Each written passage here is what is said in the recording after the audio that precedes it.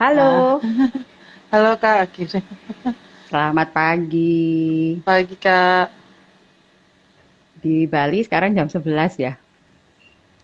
Oh iya mungkin kalau di sini masih jam 10 kurang Mm-mm. Kita bagian beda barat. sejam. Siap, oke. Gimana Kak kabarnya? Sehat? Sehat, amin. Kelihatan kan? Kemarin kelihatan sih. Cerah ya. Ih, Ap- aman kemarin Kak di sana. Eh Jumat Agung. Rame nggak? Oh iya, aku online aja, jadi nggak ikut yang offline karena ada kegiatan yang lain juga. Kalau kami di sini ke Mm-mm. Taman Bunga kami dari gereja karena banyak udah bisa kan offline-nya. Oh ya, di sini juga. Nanti ini direcord kan? Apa masuk ke itu mau diedit dulu atau langsung dimasukkan ke ini ke postingan Kemana Kak? feed? Itu cara ngeditnya nanti paling tunggu anakku sih masih gaptek saya kalau Instagram ini nggak apa nggak terlalu paham gitu loh Oh, karena selama masukin ini kan cuma ini masuk bilang apa rekodnya di mana kak. masuk archive ya, masuk archive. Halo, ada yang nonton. Masuk archive, masuk archive nanti bisa ditaruh disimpan di apa memori baru diedit gitu sih kalau aku biasanya.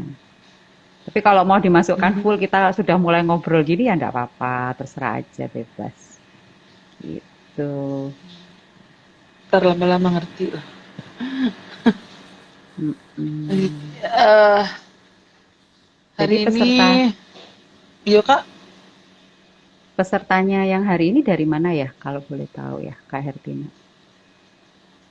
Saya dari grup pembelajaran di sekolah dan Mm, kan ada juga orang tua dan guru teman-teman guru yang di WhatsApp tuh yang sudah apa sama-sama menyimpan nomor kan keluar tangan kita itunya apa sih apa yang kita mm, kerjakan ya mm, mudah-mudahan sih mereka mau ini kadang mereka nonton lagi gitu jadi saya save-nya mm, di Instagram nah saya biasanya nanti bisa dilihat lagi di Linknya ya. dengan kirimin link ya kirimin Oke. link kayak kayak sebelumnya itu juga saya kirimin link Mm, supaya nanti bisa diulang-ulang kan. Kalau di sini di grup ini yang Instagramku ini lebih banyak apa orang tua murid yang gabung dan beberapa dari anak muridku yang sudah alumni juga ada yang gabung di sini. Memang mm, biasalah kalau hari Sabtu kan hari istirahat nasional biasanya mm, hari mm, weekend gitu. Apalagi banyak yang pergi ke puncak. Kalau Jakarta ini kan lagi full mm. pergi ke puncak nih karena udah long weekend ini. Ya, santai aja. Oke, sip. Oke, Halo, Pak Imam, selamat pagi. Ini teman dari Bogor. Udah join dekat ya. dengan saya. Halo, selamat pagi Pak. Oke, oke kita Pak akan Im, mulai ya Kak. siap. Oke, baik. Eh, ini aku kasih satu buah kasus saja ya Kak. Jadi banyak ini yang saya temui. Kita ini sebagai orang tua ya, mungkin saya tidak memiliki anak autis, saya tidak memiliki anak spesial gitu. Tetapi saya mempunyai beberapa murid. Bahkan sebelum Mm, saya mengajar di sekolah saya, sebelumnya saya adalah shadow teacher untuk anak berkebutuhan khusus. Tapi anak berkebutuhan khusus yang sebelum ini adalah agak nggak ini gitu loh. Maksudnya dia itu tidak memandang mata saya. Kan saya kan kurang paham juga mengenai anak ini kan. Nah dia mm, suka marah tiba-tiba, tidak mau diam gitu kan. Jadi pertama kali saya mengenal anak-anak berkebutuhan khusus ini sebelum saya masuk di sekolah saya hari ini sebagai guru. Jadi mm, shadow teacher dulu nih, kasih dia makan waktu itu kan di sekolah di daerah Kelapa Gading gitu kan. Jadi kasih dia makan, terus antar dia ke toilet, tapi dia bisa buka celana sendiri, hanya nggak cepet gitu loh gerakannya. Anaknya Kalau kita lihat secara fisik sih normal ya, kayak anak biasa gitu, seperti anak. Cuma kalau sudah apa itu marah-marah itu ya itu, wah kita siapapun nggak bisa mendiamkan dia gitu loh. Jadi dia Hmm. suka ganggu teman. Nah ini ada lagi ternyata di tempatku gitu loh, di sekolahku kan. Beberapa anak muridku ada yang spesial gitu loh. Tapi yang amazing itu 2 tahun atau 3 tahun yang lalu tuh ada dua anak spesialku, anak murid spesialku itu dia normal pada akhirnya. Fisiknya belum, tetapi cara berpikir soal ujian ketika dia kelas 6 sama dengan teman yang lain. Sama. Dan nilainya itu di Oke. atas KKM. Untuk dulu kan masih kita pakai KKM, masih ujian nasional waktu itu kalau nggak salah. Nah dia bisa gitu loh, makanya ini ada beberapa nih yang perlu kita pahami bersama ya kak, supaya orang tua bisa mengerti gitu kan dan bisa memahami apa sih autism itu apa. Ini eh, di kajiannya masih ini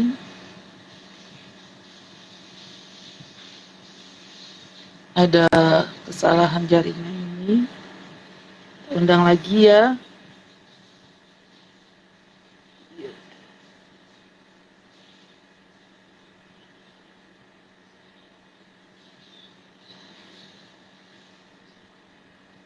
Oke, saya mengundang beliau kembali. Nah, balik lagi. Biasa gangguan Ya, jaringan. Siap-siap. Oke, Kak. oke, selamat bergabung. Hmm, Ibu Kadek ya. Halo Bu Dari Bali nih, Kadeng. Ini dari teman dari Bali. dari IGI daerah Denpasar nih Bu Kade. Bu Kade ini pengajar juga di salah satu SLB. Kalau Pak Imam juga pengajar, beliau itu juga disleksia dan ADHD. Jadi teman-temanku komplit hari ini. Terima Puji kasih Tuhan. sudah join. Oke, boleh diulang sedikit ya Kak ya tadi Oke, dibuka ah, dengan case. Heeh. aku itu pertama aku pikir tuh tantrum ya namanya. Oh ya tantrum ya. Itu anak Mm-mm. spesial itu ya hanya itu aja gitu loh. Ternyata ketika aku ada di dalam sebagai guru ternyata berbeda gitu loh. Maksudnya kok bisa Mm-mm. aku pikir gini ya, dulu nih pikiranku yang kurang tepat karena kurang paham gitu kan. Aku pikir tuh kalau anak spesial itu adalah anak yang mohon izin saya sampaikan yang wajahnya sama Kak, yang wajahnya sama gitu kan. Terus kita Mm-mm. bicara apa dia tidak menjawab. Contohnya cuma itu yang aku tahu ternyata luas sekali gitu loh saat aku belajar kok setiap Mm-mm. tahun kami punya anak spesial. Setiap tahun ada saja anak spesial. Nah, jadi pas aku tahu, oh nggak sependek itu gitu ternyata ya. Mm-mm. Ternyata mereka itu Mm-mm. dan rata-rata itu punya kekhususan yang tidak dimiliki oleh anak-anak yang biasa gitu kan. Nah jadi mereka betul-betul memang spesial sekali gitu loh. Jadi kita itu bukan terkadang aku jadi guru bukan aku yang ngajar mereka. Jadi kadang mereka makanya sampai hari ini aku ingin belajar tentang mereka karena tantangannya itu beda gitu loh. Bagaimana caranya anak yang kurang fokus bisa kita fokuskan dan dia mau belajar kan? Karena aku sebagai Mm-mm. guru. Kalau Mm-mm. sebagai orang tua aku nggak bisa sampaikan hal itu karena memang anakku tidak mengalaminya gitu. Nah, Mm, yang ya. pertama kali yang mungkin kita kita bisa tanyakan nih ya Kak, apa sih Kak Mm-mm. sebenarnya autis itu apa gitu Kak? Mm-mm. Oke. Ini buat komunitasnya Kak Hertina ya, yang nanti akan melihat recording dan juga bergabung. Oke, selamat siang dari Bali. Nama saya Jentina. Saya adalah praktisi di bidang pendidikan khusus dan telah menjalaninya mulai dari tahun 2003. Jadi ini tahun ke-19. Tapi secara total saya sudah 23 tahun mengajar sebagai seorang guru, sebagai pendidik, sebagai praktisi dan juga sekarang katanya disebut konsultan. Terima kasih yang sudah memberikan label itu.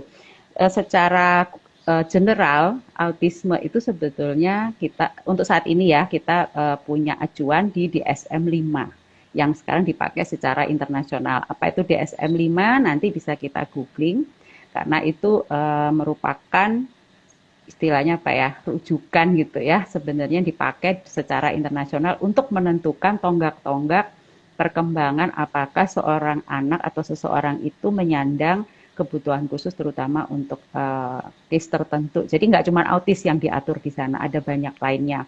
Spesifik hari ini kita akan bicara tentang autis karena seperti tema yang diberikan Kak Hertina, bulan ini tepatnya tanggal 2 April adalah Hari Penerimaan Autis atau kita sebutnya Autism Acceptance Day yang diperingati secara internasional. Nah, aku mungkin ingin sedikit sebelum kita ke autistik itu apa pendalamannya, aku mau bicara dulu tentang mengapa kita merayakan April ini sebagai Hari Autis ya. Jadi gini, Bapak Ibu, teman-teman yang sudah berkenan untuk mengikuti 10 tahun terakhir ini itu banyak pendukung autis itu yang sudah mengubah percakapan ya mengenai apakah kita menyebut ini itu kesadaran ataukah kita menyebut ini penerimaan. Jadi kalau dulu kita sebutnya kan Autism Awareness Day, tapi sekarang ya secara 10 tahun terutama 3 tahun terakhir ini kita sebutnya Autism Acceptance. Mengapa disebut acceptance atau penerimaan? Karena kembali lagi gitu, kita dulu menganggap bahwa kalau kita bicara tentang kesadaran, autisme itu dianggap autisme itu kayak ancaman gitu loh, yang harus dilawan gitu ya, yang harus dialihkan gitu. Tapi sekarang kita merubah paradigma. Jadi kenapa disebut penerimaan? Karena memang kita pantas ya menerima gitu ya, komunitas, orang-orang, sekolah atau tempat-tempat di mana di situ ada banyak orang-orang yang memiliki kebutuhan dengan autisme gitu ya. Nah, penerimaan inilah yang hari ini kita bahas ya Kak ya. Jadi kita tidak berbicara tentang autisme itu seperti penyakit. Nah, ini yang harus diluruskan Bapak Ibu, secara general autisme itu tidak menular karena dia bukan penyakit, tetapi ini adalah semacam gangguan. Gangguannya letaknya di mana? Kalau kita bicara secara medikal itu ada di posisinya lebih tepatnya di bagian neurologi ya, terutama di syaraf otak gitu yang terdiagnosa. Kemudian penekanannya lagi bahwa kita sudah melihat banyak kemajuan. Sekarang tuh banyak organisasi autisme di seluruh dunia gitu ya, yang sudah menjalankan praktek-praktik baik di mana kita bisa melakukan sesuatu buat orang-orang dengan autis. Nah, kembali sekarang ke pertanyaan dasar tadi. Jadi autis itu apa sebenarnya? Aku mau bicara, ini agak sedikit science gitu ya. Jadi supaya kelihatan ilmiah gitu. Karena yang nonton banyak guru-guru.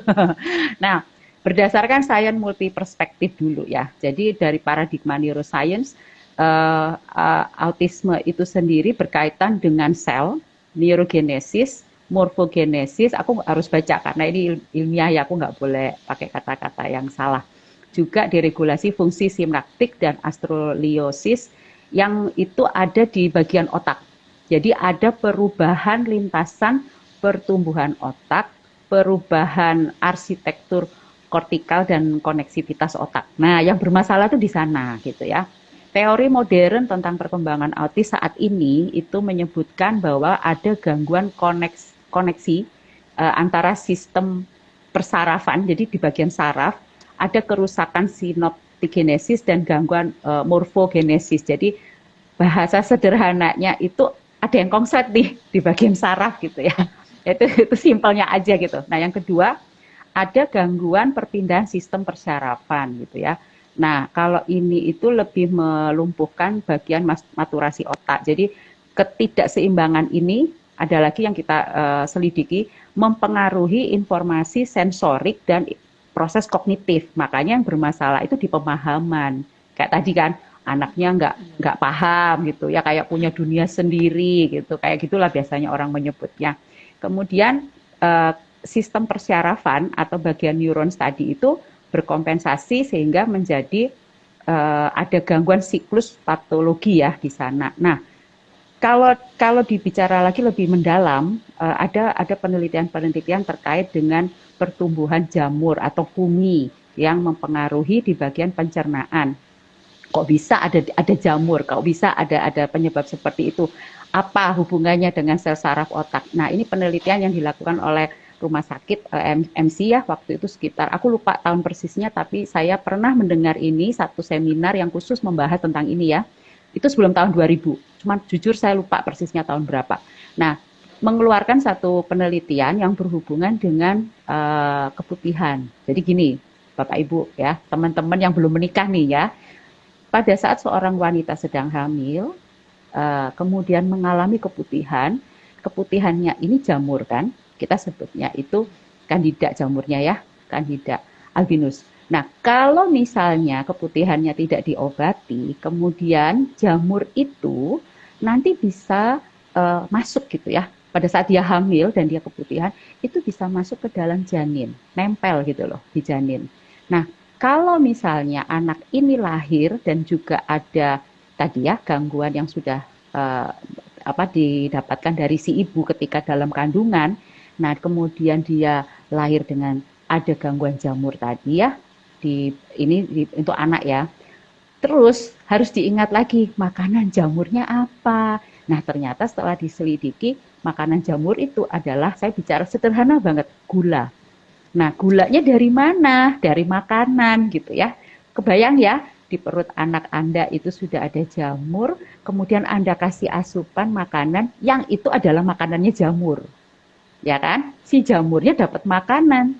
Kemudian sel sporanya itu naik ke otak. Karena dia dapat asupan tadi nih, si jamurnya, sporanya naik ke otak. Udah dikasih tahu ya tadi di awal ada sedikit masalah nih di bagian saraf anak kita. Nah, itulah yang menyebabkan anak-anak menjadi lebih hyper. Nah, jadi kalau kita bicara tentang autisme, tadi sudah saya tekankan di awal, itu secara medikal diketahui ada gangguan neuron. Jadi kalau misalnya nih ya, kita bicara secara basic lagi. Jadi autisme itu kita tidak bisa sebutkan dari mana sih penyebabnya, karena sampai hari ini pun kita nggak tahu. Medis pun nggak bisa bilang loh secara spesifik penyebabnya A, B, C, D, enggak. Jadi ada banyak gitu ya yang mempengaruhi gitu. Tetapi poinnya adalah itu eksternal maupun itu datangnya dari internal, bagaimana kita mengatasinya. Seperti itu dulu ya. Nah kalau tadi disebutkan sama Kak Hertina, oh saya dulu kira autis itu yang mukanya rata-rata. Nah ini salah persepsi lagi ya. Jadi kalau kita bicara autisme sama ciri-ciri yang Kak Hertina sebutkan itu berbeda. Yang disebutkan tadi itu lebih spesifik ke arah Down syndrome. Jadi kalau Down syndrome itu beda lagi kasusnya dengan kasus autis ya. Nah sekarang saya mau balik lagi nih, ini lebih mendasar lagi. Karena tadi nyebutnya lebih ke tonggak-tonggak perkembangan yang lebih mengarah kepada ADHD ya, kalau orang umum menyebutnya. Aku mau bicara dulu sekarang tentang ADHD itu apa ya. ADHD atau kalau disebutkan secara lengkap ya, ADHD kalau kita sebutnya ADHD, Attention Deficit Hyperactivity Disorder. Nah, apa sih sebenarnya ADHD itu? ADHD adalah gangguan perilaku yang berhubungan dengan hiperaktivitas, impulsivitas, atau kombinasi. Ini secara DSM-5 buat teman-teman yang mungkin menyaksikan. Jadi kalau di bahasa Indonesia itu kita sebutnya gangguan hiperaktif defisit perhatian gitu ya, GHDP gitu kalau di bahasa Indonesia. Tapi di dalam DSM-5 beda nih sama DSM-4. Kalau di DSM-5 itu dikategorikan ada 3. Bayangin Kak Hertina, ADHD aja ada 3 ya. Yang inatensi ya, kemudian hiperaktif atau kita bicaranya itu lebih ke impulsivitas atau kombinasi. Nah, kalau sekarang ada kriteria baru nih, mungkin buat teman-teman yang baru tahu ya. Jadi ini sekarang bisa ditegakkan kepada anak-anak dan kepada orang dewasa. Makanya kalau kita lihat aku tuh sering lihat itu di Reels, TikTok gitu ya. Sekarang lagi banyak sekali akun-akun yang kemudian memberikan informasi atau edukasi tentang ADHD, ya, tentang gangguan perhatian pendek yang disertai hiperaktif, tetapi ditujukan kepada orang dewasa. Karena ternyata setelah masuk di era tahun 2000-an, itu orang-orang mulai sadar ternyata ADHD itu banyak juga dialami oleh teman-teman dewasa, tetapi ketika kecil tidak terdiagnosa. Makanya kita dulu mikir kan, anak ini bandel banget ya, gitu ya. Anak ini malas banget ya. Ternyata setelah dewasa diketahui bahwa beliau itu punya gangguan ADHD yang tidak diketahui pada saat masih anak-anak. Nah, ini kan sesuatu yang baru nih, Kak Hertina ya. Iya, iya. Jadi kalau kita bicara tentang autis, itu cakupannya luas sekali. Ada 5 bidang perkembangan yang terkena biasanya. Kalau kita bicara autis murni ya, sosialisasi kena, emosional kena, fisik kena gitu ya. Biasanya speech-nya juga kena, kemudian adaptasinya kena gitu ya, kognitifnya apalagi. Jadi kalau 5-5-nya kena, kita bisa sebut itu sebagai autis murni. Tapi kalau cuma 1 atau 2 atau 3, jadi nggak semuanya kita sebutnya spektrum. Nah, yang kita bicarakan spesifik tadi itu adalah spektrum ADHD. Jadi ADHD itu spektrum dari autis. Gitu ya, teman-teman. Jadi jangan dipersepsi kalau misalnya nanti ada orang yang bicara, oh berarti anak itu autis ya? Belum tentu. Kalau kita mau bicara ini autis atau enggak, itu ada tesnya. Ada secara internasional sudah diatur, ada aturan untuk menentukan diagnosa. Jadi nggak boleh sembarangan ya. Kita nyebut orang, oh kalau dia cuek gitu ya, anaknya nggak biasa, nggak ngerti gitu ketika dipanggil nama, oh berarti dia autis, belum tentu. Oh anaknya belum bisa ngomong, berarti dia autis, belum tentu. Ada tesnya. Nah aku mau bagi sedikit, saya mau balik di kamera supaya aku mau bagi tentang ada tes yang mungkin bisa istilahnya diikuti teman-teman. Nggak tahu ini kelihatan apa enggak nih. Aku coba Itu aku ya bikin itu Kak. kelihatan ya Kak Ya ya. Kak. Tapi masih Oke, masih burem. oke sebentar. Aku mau naikkan Hmm. dulu. Nah, ini dari empati. Kelihatan ya? Nanti teman-teman bisa Ya, cek di autismindonesia.org. Ada empati. Nah, aku mau share-nya. Nanti silakan dibuka sendiri ya, Bapak Ibu. Ini ciri-ciri autis ya. Apakah anak Anda memiliki rasa tertarik pada ini simple banget, cuma 7 aja. Aku mau bagi aja sebentar. Ya, apakah anak Anda pernah menggunakan telunjuk gitu ya? Ini kelihatan ya, Kak ya? ya, Nih, oke. ya. Terus apakah anak Anda memberi reaksi bila dipanggil nama? Apakah anak Anda pernah bermain pura-pura tuh ya sama mainannya misalnya begitu?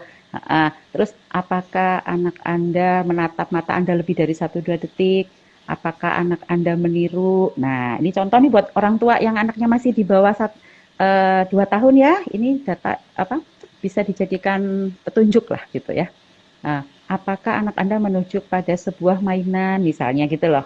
Kalau memang dia masih non verbal ya, belum bisa ngomong langsung, apakah dia punya nih ciri-ciri seperti ini? Nanti boleh dicek ya. Saya kasih tahu lagi, ulang, silakan buka di autismindonesia.org ya. Ini dari teman-teman di empati. Nah, ini salah satu ya Kak ya ciri-ciri. Ya. Kemudian kita bicara tentang tes ya. Karena banyak tuh teman-teman saya tuh, Kak, gimana sih cara ngetesnya? Saya kasih tahu. Ini ada di Play Store, teman-teman, ya. Jadi boleh di-download sendiri untuk mengetahui apakah ada kemungkinan anak saya, siswa saya, kira-kira nih punya nggak sih ciri-ciri autism? Nah, boleh download. Ini sekali lagi saya tekankan, ini bukan diagnosa klinis, ya. Jadi ini baru mengarah kepada punya gangguan atau tidak. Silakan download, isi. Nanti aplikasi ini akan secara langsung memberitahu apakah ada kemungkinan anak atau siswa Anda itu mengarah ke sana. Kalau mengarah ke sana, pasti akan dirujuk untuk segera konsultasi kepada psikolog anak atau kepada dokter spesialis anak yang memang yang punya kompetensi ya. Jadi sekali lagi ini bukan diagnosa klinis. Jadi ini baru sekedar awal. Kira-kira ada nggak arah ke sana? Nah ini kalau misalnya teman-teman mau download ya. Nah ini ada lagi. Kalau ini, ini aku tutup dulu. Nah ini ada namanya ATAC. Oh, sorry, masih ini blur ya Kak ya, belum Burem. kelihatan ya. Agak burem. Oke, tunggu ya, nanti dia. Nah ini dia. Jadi namanya Autism Treatment Evaluation Checklist. Ini dalam bahasa Indonesia, teman-teman dari komunitas autis Indonesia itu luar biasa loh Kak. Mereka sampai bela-belain terjemahin dari bahasa Inggris ke bahasa Indonesia. Ini free Bapak Ibu. Jadi silakan untuk dibuka, ini situsnya apac.jatmika.com ya. Silakan cari, nanti di googling. Ini sini saya dari Google kok. Nanti dicari, kemudian akan keluar tes seperti ini. Ini contoh ya Kak. Misalnya nih ya, Yuk. anaknya kita kasih misalnya namanya siapa A gitu ya. Dia punya kemampuan bicara atau berbahasa enggak? Nah, dari mana? Misalnya nih, ini kan soalnya nih, mengetahui namanya sendiri. Kemudian ada pilihan tidak benar. Udah tinggal klik aja misalnya enggak gitu ya. Nanti dia akan otomatis gitu loh. Masuk, ini pertanyaannya agak banyak ya, enggak satu, banyak. Nah, kemudian kalau pertanyaan-pertanyaan ini tadi sudah dijawab, akan keluar hasilnya. Nah, dari hasilnya itu nanti akan terlihat apakah anak ini yang kita masukkan tesnya ini ya, mengarah kepada autis atau tidak. Ini baru anak ya, ini baru Iya. anak. Nah, aku tadi bicara tentang dewasa. Jadi secara DSM-5 buat teman-teman yang baru bergabung, sekarang itu ADHD juga ditujukan tidak hanya kepada anak-anak tetapi juga pada orang dewasa. Nah, yang saya buka ini adalah tes ADHD untuk dewasa. Jadi kalau Anda pengen tahu, aku ini kira-kira ADHD atau enggak ya? Nah, coba tes ini ya, boleh dibuka. Ini namanya www.clinical-partners.co.uk. Nah, boleh ini karena kan direkam ya Kak ya, direkord ya, jadi nanti Iya. akan terlihat ya teman-teman, silakan dibuka lagi rekamannya bagi yang membutuhkan. Saya punya cerita menarik nih tentang ini. Oke ya, aku mau balik dulu biar kelihatan wajahku. Nah, oke, selamat datang buat yang baru bergabung. Saya tadi menunjukkan beberapa apa namanya akun gitu ya di Google. Anda itu sebenarnya sudah punya resource, punya bahan, punya banyak sekali sebetulnya eh, apa ya website yang bisa diakses sebetulnya untuk mengetahui tentang autis gitu. Jadi berbahagialah kita yang hidup di era teknologi ya.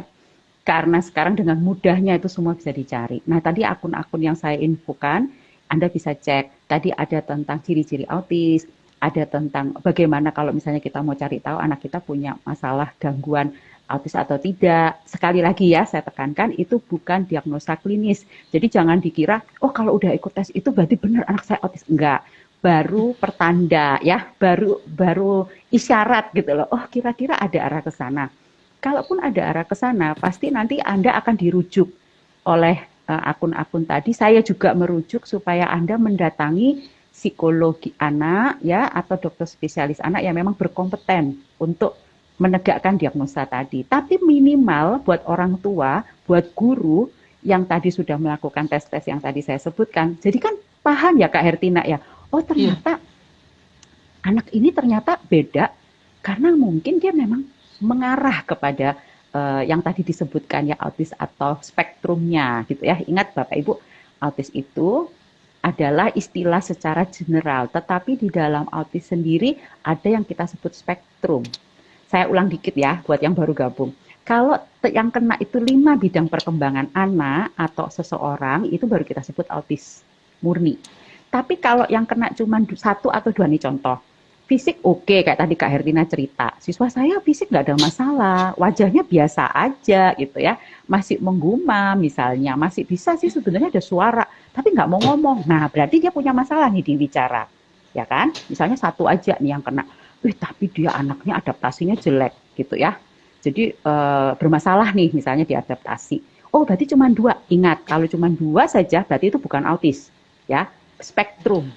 Nah, tapi kita harus cari tahu spektrumnya yang mana nih yang harus kita fokuskan supaya tidak salah memberikan terapi, tidak salah memberikan materi gitu ya. Kebanyakan yang saya dapatkan secara garis besar ya dari pengalaman hampir 20 tahun ini banyak yang kurang maksimal penanganannya karena dari diagnosanya juga tidak secara spesifik mungkin tepat gitu ya. Masih ada hal-hal yang harus difokuskan lagi nih.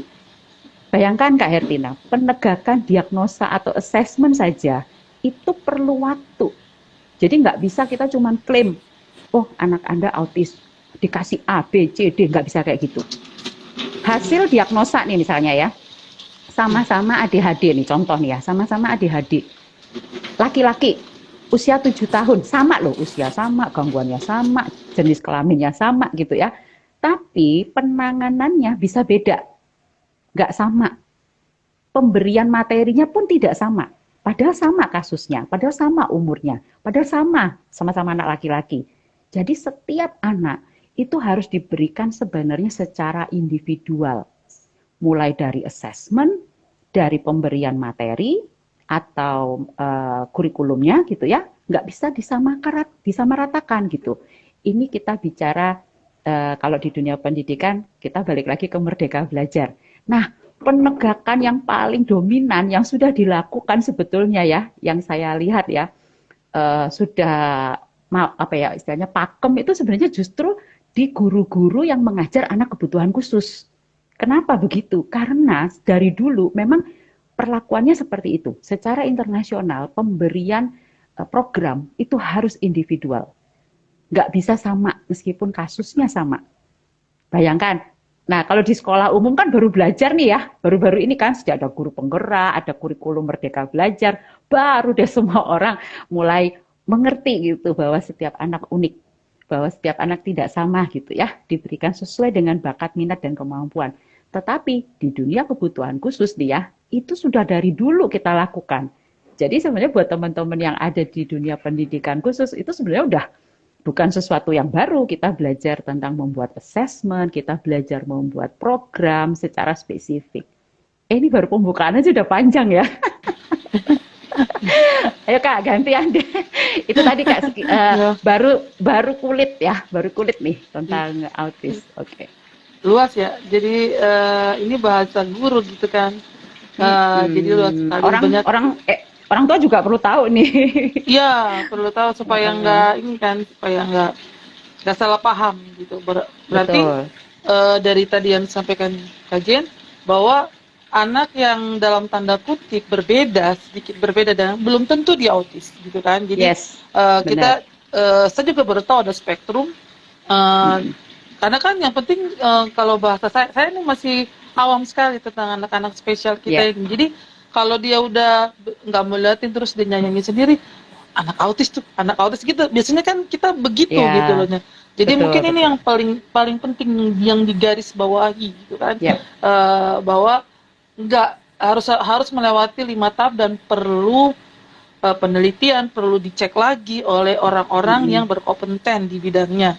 Baru kita benar, bisa bilang bahwa anak ini adalah anak autis gitu kan. Jadi betul sekali. berarti perlu penanganan khusus dan perhatian khusus. Nah, kalau hanya 1 sampai 2, mungkin sampai 3 sampai 4 saja belum gitu kan. Bahkan mungkin Belum, yang kelima saja perlu belum tes tentu. lagi untuk Iya, ini masih dari segi aplikasi, maksudnya hal yang kita pelajari saja. Nah, kalau itu kan perlu tesnya.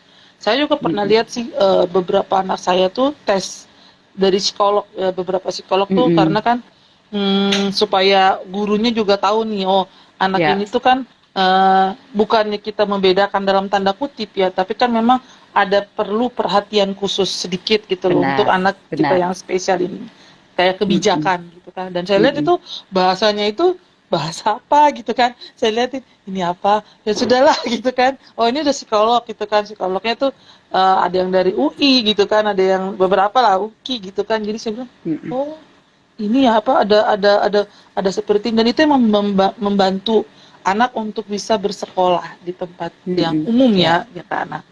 Nah ya, sekarang gini loh, jadi ada satu misalkan perkara ya, karena kita sekarang berbicara mengenai orang ya, tua yang tentunya karena kasusnya seperti ini. Kami tahu nih, tadi seperti kajian bilang bahwa tahap 1, 2, 3 itu kita sudah melihat dia berbeda sendiri di kelas gitu kan. Nama dipanggil nyaut nyaut gitu loh. Misalkan namanya si Delima, oke nyaut. Nah, tetapi ketika kita bertanya dia tahu nama, orang tuanya siapa gitu dia tahu. Tetapi ketika kita bertanya tentang buka halaman sekian, dia bengong gitu loh. Dia Mm-mm. bengong gitu banget. Nah, terus mm, kami sampaikan Kak, ke orang tua, mama, papa gitu kan, bahwa ini bisa nggak dites. Mohon maaf, langsung mamanya agak tersinggung gitu. Wih, anak saya Mm-mm. nggak apa-apa loh, gitu. Anak saya tidak apa-apa gitu. Maksudnya tidak menjalankan apa yang kami sarankan. Kita nggak menuduh, cuma di Mm-mm. antara beberapa temannya kok agak lain ya gitu loh. Agak, maksudnya yang lainnya juga sih kalau dibilang aktif, semua anak saya aktif gitu ya, aktif Mm-mm. sekali. Tapi aktifnya itu berbeda, apalagi ibu guru kan ada eh, apa namanya situ kemampuan khusus yang dikasih sama Tuhan untuk mendeteksi anak tuh bisa gitu loh. Saya semenjak jadi guru saya bisa tahu ini anak tuh walaupun Beda banyak ya. nih mata Mm-mm. kita ada kekhususan yang dikasih Tuhan gitu loh. Untuk Bapak Ibu guru ini nggak bisa dikasih soal seperti ini. Berarti kita ada kebijakan, dikasih bijak gitu loh. Nah, ini kita sarankan tapi tidak dilakukan karena mohon maaf sekali ada beberapa orang tua yang dia kayaknya udah tahu nih anaknya kok anak pertama dan anak kedua kan pasti beda. Nah, Mm-mm. sekarang itu gimana sih untuk menyadarkan orang tua, terutama ya mama papa ya, terutama sekali kan kita guru kan orang luar yang menentukan kan pihak dari orang tua di dalam gitu loh. Jadi bagaimana sih selama ini nih Kak Jen menangani, karena kan Kak Jen itu kan khusus ya untuk anak-anak spesial kita ini kan. Ini satu statement Kak yang saya tahu luar biasa. Orang-orang tua khusus, guru-guru khusus yang punya kemampuan lebih tinggi dari guru yang seperti saya gitu loh untuk menangani anak ini karena perlu perlu apa sih namanya pengamatan semuanya lah gitu kan, hati pikiran pun wah diberikan yang lebih gitu loh daripada kita gitu kan kami yang mengajar secara biasa gitu ya kan Kak. Jadi bagaimana sih Kak cara kita gitu loh, ini saya berharap dengan adanya pembahasan kita ini siapapun gitu Mm-mm. orang tua yang mendengarkan kita itu bisa mulai memperhatikan anaknya karena Mm-mm. kalau semua diserahkan ke guru untuk mengetahuinya kan tidak bisa gitu loh, tidak akan bisa. Jadi bagaimana nih kita supaya orang tua nih yang dengarkan kita atau nanti gitu kan setelah saya share kembali, apa sih yang harus orang tua lakukan dan bagaimana sih Kak supaya orang tua itu engeh gitu loh sama anaknya gitu. Boleh Kak, Oke. silakan Kak. Aku pengen buka persepsinya pelan-pelan ya. Oke, jadi begini Bapak Ibu, teman-teman, guru juga mungkin yang mengikuti. Saya mau baca sedikit data untuk menguatkan ya. Badan Kesehatan Dunia atau WHO, ini data tahun 2021. Berarti kan baru kan ya. Ya. Melaporkan 1 dari 270 orang. Ini di seluruh dunia terdiagnosis autis. 1 dari 270 orang di seluruh dunia. Estimasi WHO ya, tingkat secara internasional untuk penyandang autisme itu mencapai 0,76% dari seluruh penduduk di dunia. Jadi bisa kebayang ya kalau dipresentasikan itu 16% populasi anak, kita bicara anak sekarang. Ya. 16% anak di seluruh dunia itu pasti memiliki gangguan tadi autis gitu ya. CDC, ini kita bicara di Amerika. Datanya ada 1,68%. Jadi sekarang itu kalau digambarkan dari 59 anak gitu ya. Kita bicara aja dari persentase. Dari 59 anak itu pasti ada satu anak autis. Jadi kalau kita bulatkan 60 dari 60 anak di seluruh dunia ada satu yang pasti terdiagnosa autis. Nah, itu di Amerika di usia 8 tahun data ini ya. Kalau kita bicara Indonesia berapa banyak? Ini data tahun 2018. Kita tuh ketinggalan banget sebenarnya. Data tahun 2018 itu dinyatakan bahwa 2,4 juta penduduk di Indonesia itu kasusnya adalah 500 orang per tahun dinyatakan menyandang autis. Ya, itu 2018 ya, per tahun 500. Sekarang 2022. Kalikan saja ya, 500 dari 2018 ke 2022. Kebayangkan berapa juta anak-anak di Indonesia yang saat ini terdiagnosa autis. Jadi ini bukan masalah yang sederhana, Iya. bukan masalah tentang berarti bibit bobot bebetnya jelek, bukan. Ah, Sekali lagi, kalau kita bicara tentang autis itu tidak hanya dari faktor genetik. Jadi kalau masih ada yang berpikir ini genetik, tidak. Karena menurut penelitian, secara genetik ada, tetapi jumlahnya kecil sekali, ya. Biasanya yang ditemukan faktor yang menyebabkan autisme itu dari eksternal, dari luar. Dari mana saja banyak Bapak Ibu. Seperti tadi saya sebutkan salah satu contohnya. Ketika seorang wanita yang sedang hamil itu menderita keputihan. Itu salah satu faktor aja, ya. Ada dari faktor nutrisi, ada dari banyak faktor. Faktor saat melahirkan, faktor saat anak waktu lahir baik-baik aja, kemudian pada saat dia mulai bertumbuh. Nah, ini dari mana? Virus bisa, ya kan? Bisa dari, aduh banyak banget deh. Kalau kita bicara secara spesifik itu bisa panjang ya. Hari ini kan kita tidak membahas itu secara spesifik. Nah, yang sekarang kita bahas tadi adalah bagaimana orang tua bisa accept sesuai dengan tema secara internasional, Autism Acceptance Day gitu ya. iya. Bagaimana semua orang sekarang belajar untuk menerima kenyataan bahwa mereka ada. Anak-anak autis itu ada. Orang-orang dewasa dengan spektrum autis itu ada. Dan bagaimana kita bisa menerima mereka secara inklusi, menempatkan mereka, memberikan mereka gitu ya, kesempatan untuk mereka berkembang sesuai dengan kelebihan dan juga menerima kekurangannya. Nah, balik lagi ya, sekarang kita bicara tentang sekolah. Oke. Kita sekarang coba memahami autis itu tadi kan sudah bicara ya di awal. Kalau nanti yang terlambat mengikuti secara live silakan lihat recordnya. Berdasarkan sains multi perspektif. Tadi sudah disampaikan panjang tadi saya cerita tuh ya tentang ada gangguan di saraf otak dan lain-lainnya. Nah, jadi tantangan apa sekarang yang dimiliki oleh anak-anak kita yang autis gitu ya. Kita bicara siswa nih, terutama yang sudah usia sekolah gitu ya. Apa sih sebenarnya tantangannya? Aku mau cerita uh, dulu gitu ya. Yang terjadi saat ini ya, teman-teman, Bapak Ibu, um, mereka yang dalam usia sekolah itu punya bukan tidak punya bukan tidak mampu belajar. Nih saya tegaskan dulu ya. Anak-anak ini bukan tidak mampu belajar, tetapi autisnya itu mempengaruhi pembelajaran. Yes, benar sekali gitu ya. Terkadang eh, cara untuk belajarnya mungkin yang bermasalah. Anak-anak autisme itu memang sering memenuhi syarat lebih kepada layanan pendidikan khusus. Ya namanya juga kebutuhan khusus ya kita sebutnya. Sekarang ada istilah baru Kak. Sorry, kita bicara sedikit general. Kita tidak lagi menyebut anak berkebutuhan khusus. Tapi hari ini kita menyebutnya insan berkemampuan khusus.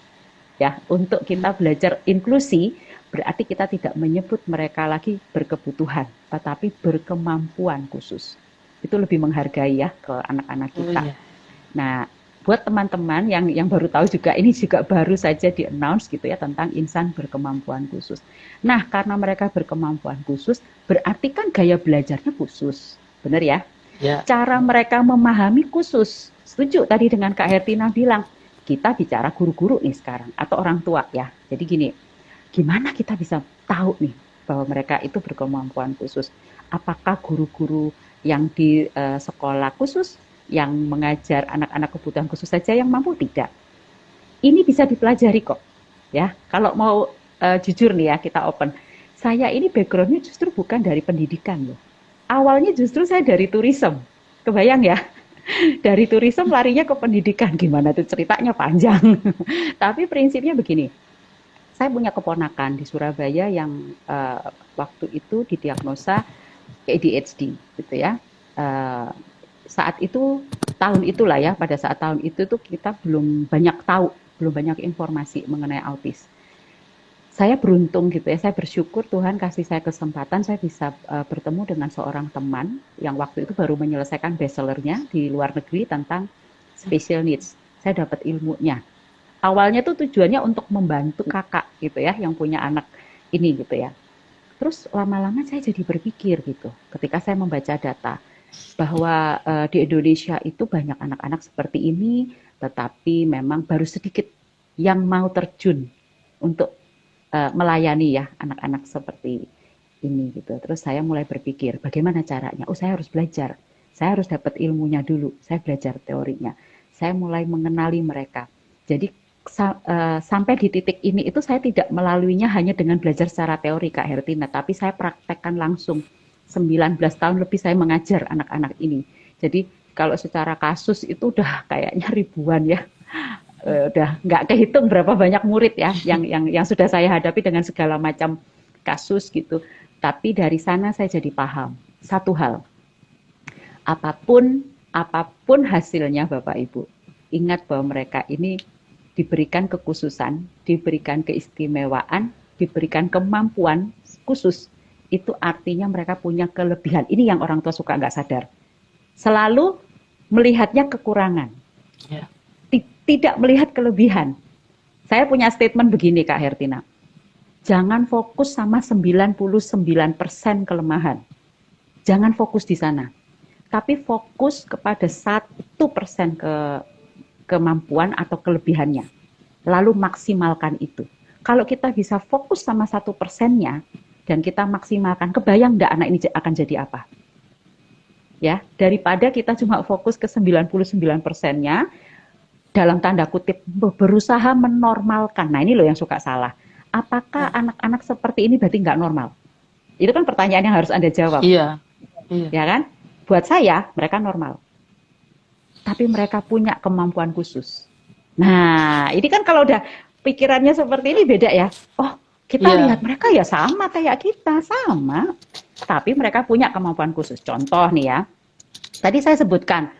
Apakah anak-anak yang berkemampuan khusus itu berarti tidak bisa belajar? Tadi saya sudah sebut loh, bukan berarti mereka tidak punya kemampuan belajar, tapi cara mereka belajar berbeda dengan kita.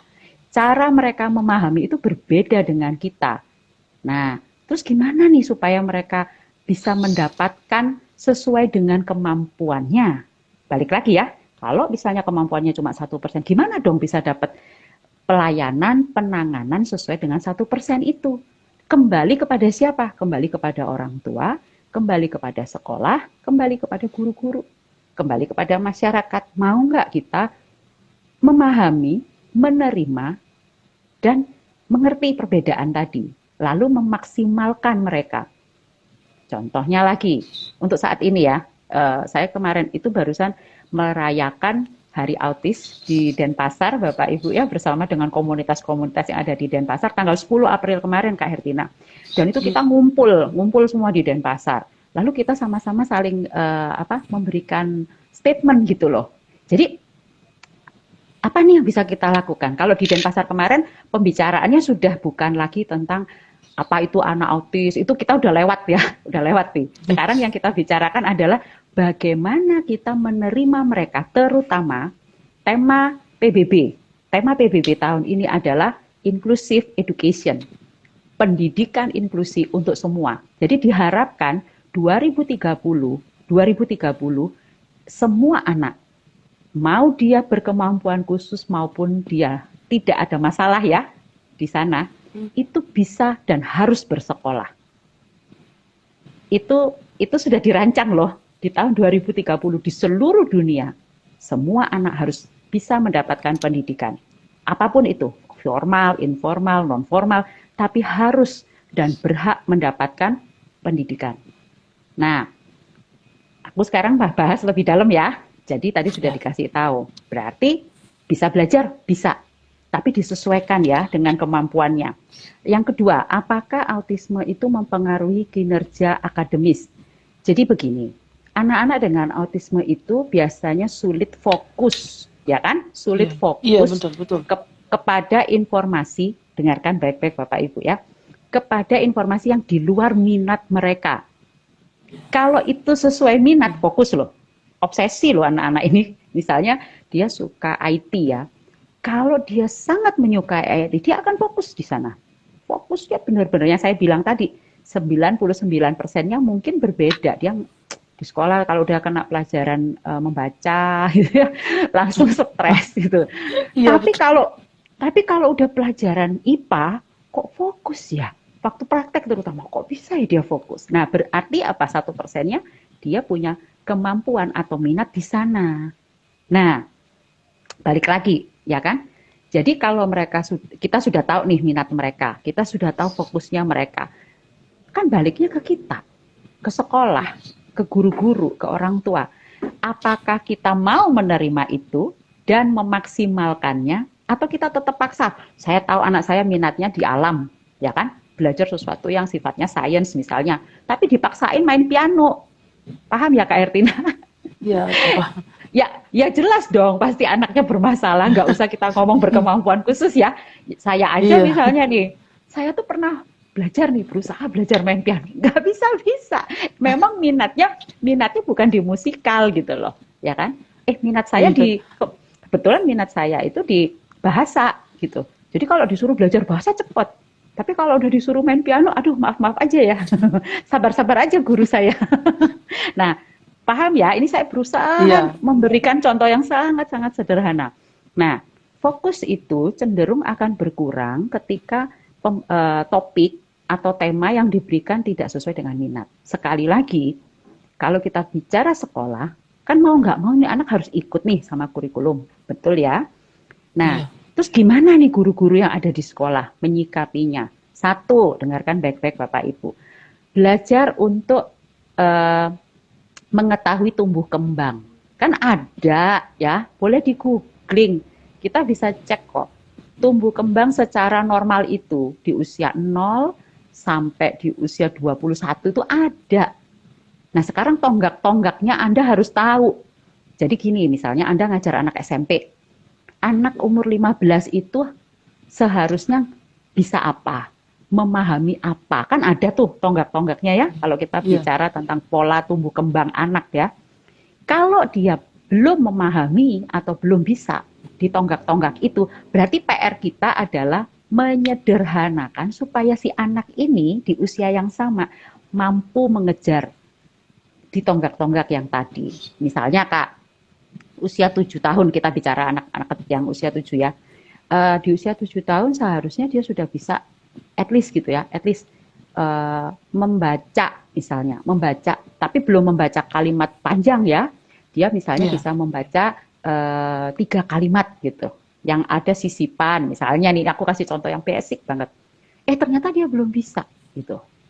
Tapi dia udah bisa nih kata udah ngerti, paham gitu ya. Berarti apakah kita akan paksakan supaya dia mengejar yang itu? Diupayakan iya, dipaksakan tidak. Nah, terus cari tahu dong dari tonggak-tonggak yang ada di pola tumbuh kembang itu, yang bagian mana yang anak ini sudah mampu kita maksimalkan di sana, gitu ya. Aku punya siswa waktu itu aku kasih cerita nih, usianya SMA. Saya ketemu anak ini SMA kelas 2, SMA kelas 2. Dia ditolak di beberapa sekolah umum di Bali ya, di Denpasar, sampai akhirnya ketemu saya. Ketemu saya, mamanya udah hopeless gitu, maksudnya udah nyerah, udahlah Bu Jen gitu ya, anak saya ditolak di semua sekolah, nggak ada yang mau. Ketemu saya, anak itu bukan nggak bisa ngomong ya Kak, dia tidak ada masalah bicara, pemahamannya bagus ya, tapi dia hipoaktif, pendiam sekali, bahkan nggak mau ngomong ya. Terus ketemu, terus akhirnya saya tanya gitu kan, kesukaannya apa, dia kasih tahu saya, ternyata dia bisa menggambar gitu ya, otodidak, tidak ada yang mengajari, dia cuma lihat dari internet. Tahu yang digambar itu apa? Mobil racing lengkap, bannya itu semua spare partnya dia tahu, hafal mati Kak, harganya berapa dia tahu, oh, sangat paham ya. Terus saya lihat, tapi bukan berarti terus kita langsung mikirnya kan gini, ya udah masuk aja SMK gitu kan, ke bagian otomotif. Ternyata bukan di sana.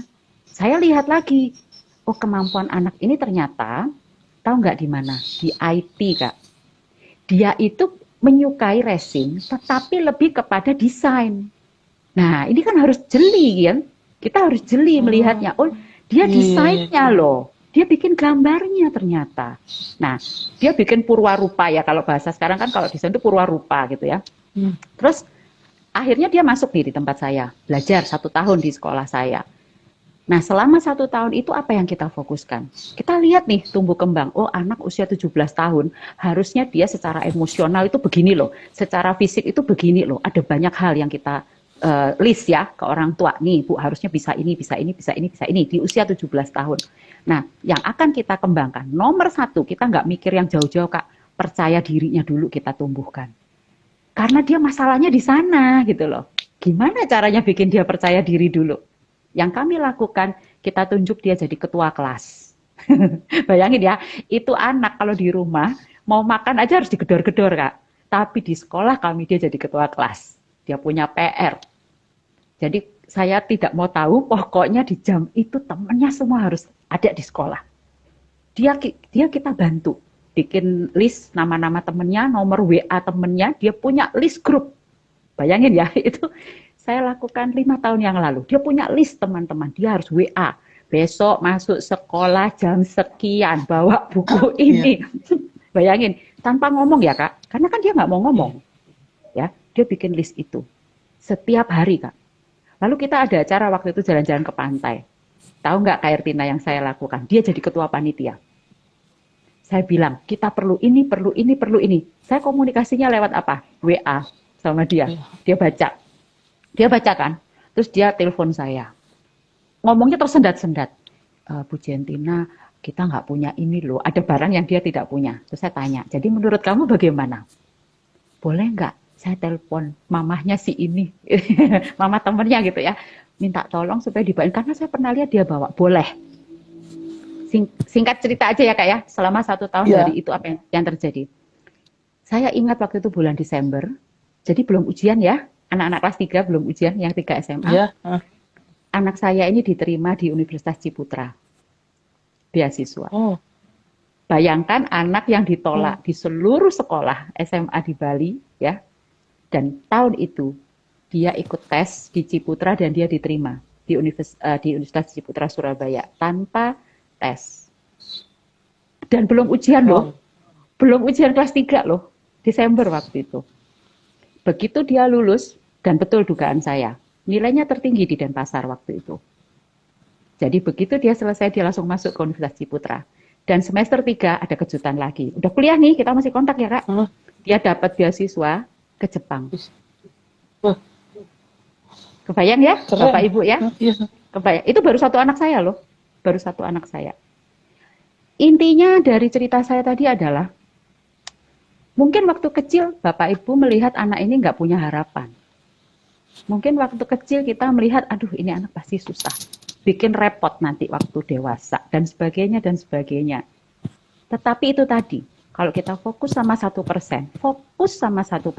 maksimalkan itu dengan baik. Dan terima dulu ya. Terima, itu yang paling penting. Lihat apa yang Tuhan bisa kerjakan ya. Sebetulnya rencananya tuh sudah ada buat anak ini. Tapi kan perlu kerendahan hati, perlu keterbukaan, perlu penerimaan dari semua orang yang Tuhan percayakan, yang Tuhan titipkan. Siapa yang pertama? Orang tua. Siapa yang kedua? Guru-guru. Siapa yang ketiga? Keluarga besar, masyarakat.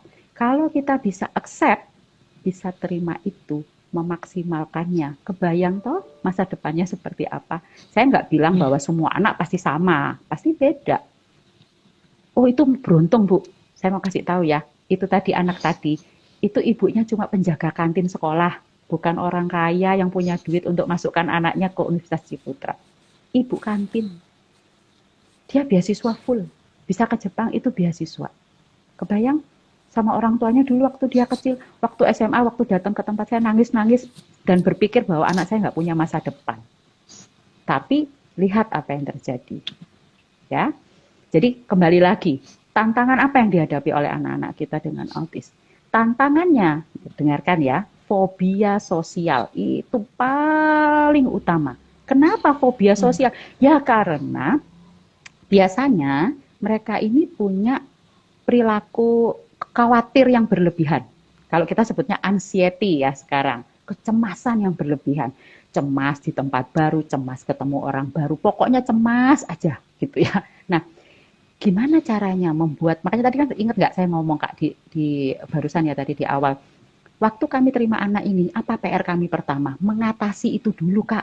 Kita nggak fokus akademisnya, kita nggak fokus yang lain-lainnya. Yang kami fokuskan pertama, mengatasi kecemasannya. Dia nggak mau ngomong, itu bukan nggak bisa ngomong, cemas. Dia takut dengan sesuatu yang baru. Mungkin juga ada trauma-trauma. Kebayang ya, dia ditolak loh Kak dari SD sampai SMA. Di sekolah-sekolah. Kita nggak tahu apa yang dia alami. Dibully seperti apa dia. Hmm. Waktu dia datang, yang kami lakukan cuma satu kok. Menerima, dirangkul. Diterima dulu apa adanya dia. Nggak kita paksa ngomong. Enggak. Saya udah bicara kan tadi, kasih contoh. Kita bicaranya lewat tulisan, WA loh. Kebayang ya. Itu saya lakukan Hmm. berapa lama? 1 bulan, enggak lebih, hampir 6 bulan. Saya lakukan itu dengan sabar. Semua guru kita lakukan sama, orang tua juga. Rubah caranya. Bukan dia yang harus dipaksa ikutin kita, kita yang ikutin dia. Gitu. Kita yang masuk dulu ke dunia anaknya, baru kita bisa tarik dia. Harusnya seperti itu Bapak Ibu. Nah, lalu apa yang sering terjadi sama teman-teman anak-anak kita ya yang punya masalah autis? Tadi kecemasan, obsesif kompulsif ya, maksudnya tuh obsesi banget sama satu hal, tapi berlebihan gitu loh. Tingkat waspadanya tinggi banget ya, fobia itu sering terjadi. Jadi mereka sering menghindar tuh sebenarnya karena ada fobia, rutinitas yang kaku. Sekali lagi mereka itu memang gaya hidupnya tuh bakal kayak bahasanya apa ya, kayak robot gitu loh. Jadi mereka tuh perlu diatur, punya schedule. Kalau enggak mereka bingung. Bangun jam berapa, mandi jam berapa, harus ngapain, itu harus jelas. Kalau Anda berhubungan dengan orang-orang atau anak-anak dengan autisme, jangan berharap mereka bisa atur dirinya sendiri. Itu sulit buat mereka. Mereka harus dibantu. Caranya gimana? Bikinkan jadwal. Ini untuk anak yang kecil ya. Saya bicara untuk orang tua yang punya anak-anak masih di bawah 7 tahun atau SD. Buat jadwal. Jangan biarkan mereka gini loh, kita kan sering berpikir, kan udah gede Bu, harusnya ngerti kata siapa. Jangankan anak-anak dengan autis ya, anak-anak yang tidak punya masalah pun harus Iya. punya aturan, harus Bapak Ibu. Meskipun libur, meskipun sekolahnya masih online ya, ini kita bicara Iya. tentang masalah online, harus ada jadwal, bangun jam berapa, makan jam berapa, ada jam belajar. Kalau tidak ada itu, anaknya bingung. Kita bicara anak yang normal, yang tidak ada masalah, apalagi anak-anak kita yang dengan autis, gitu ya. Itu perlu ada jadwal.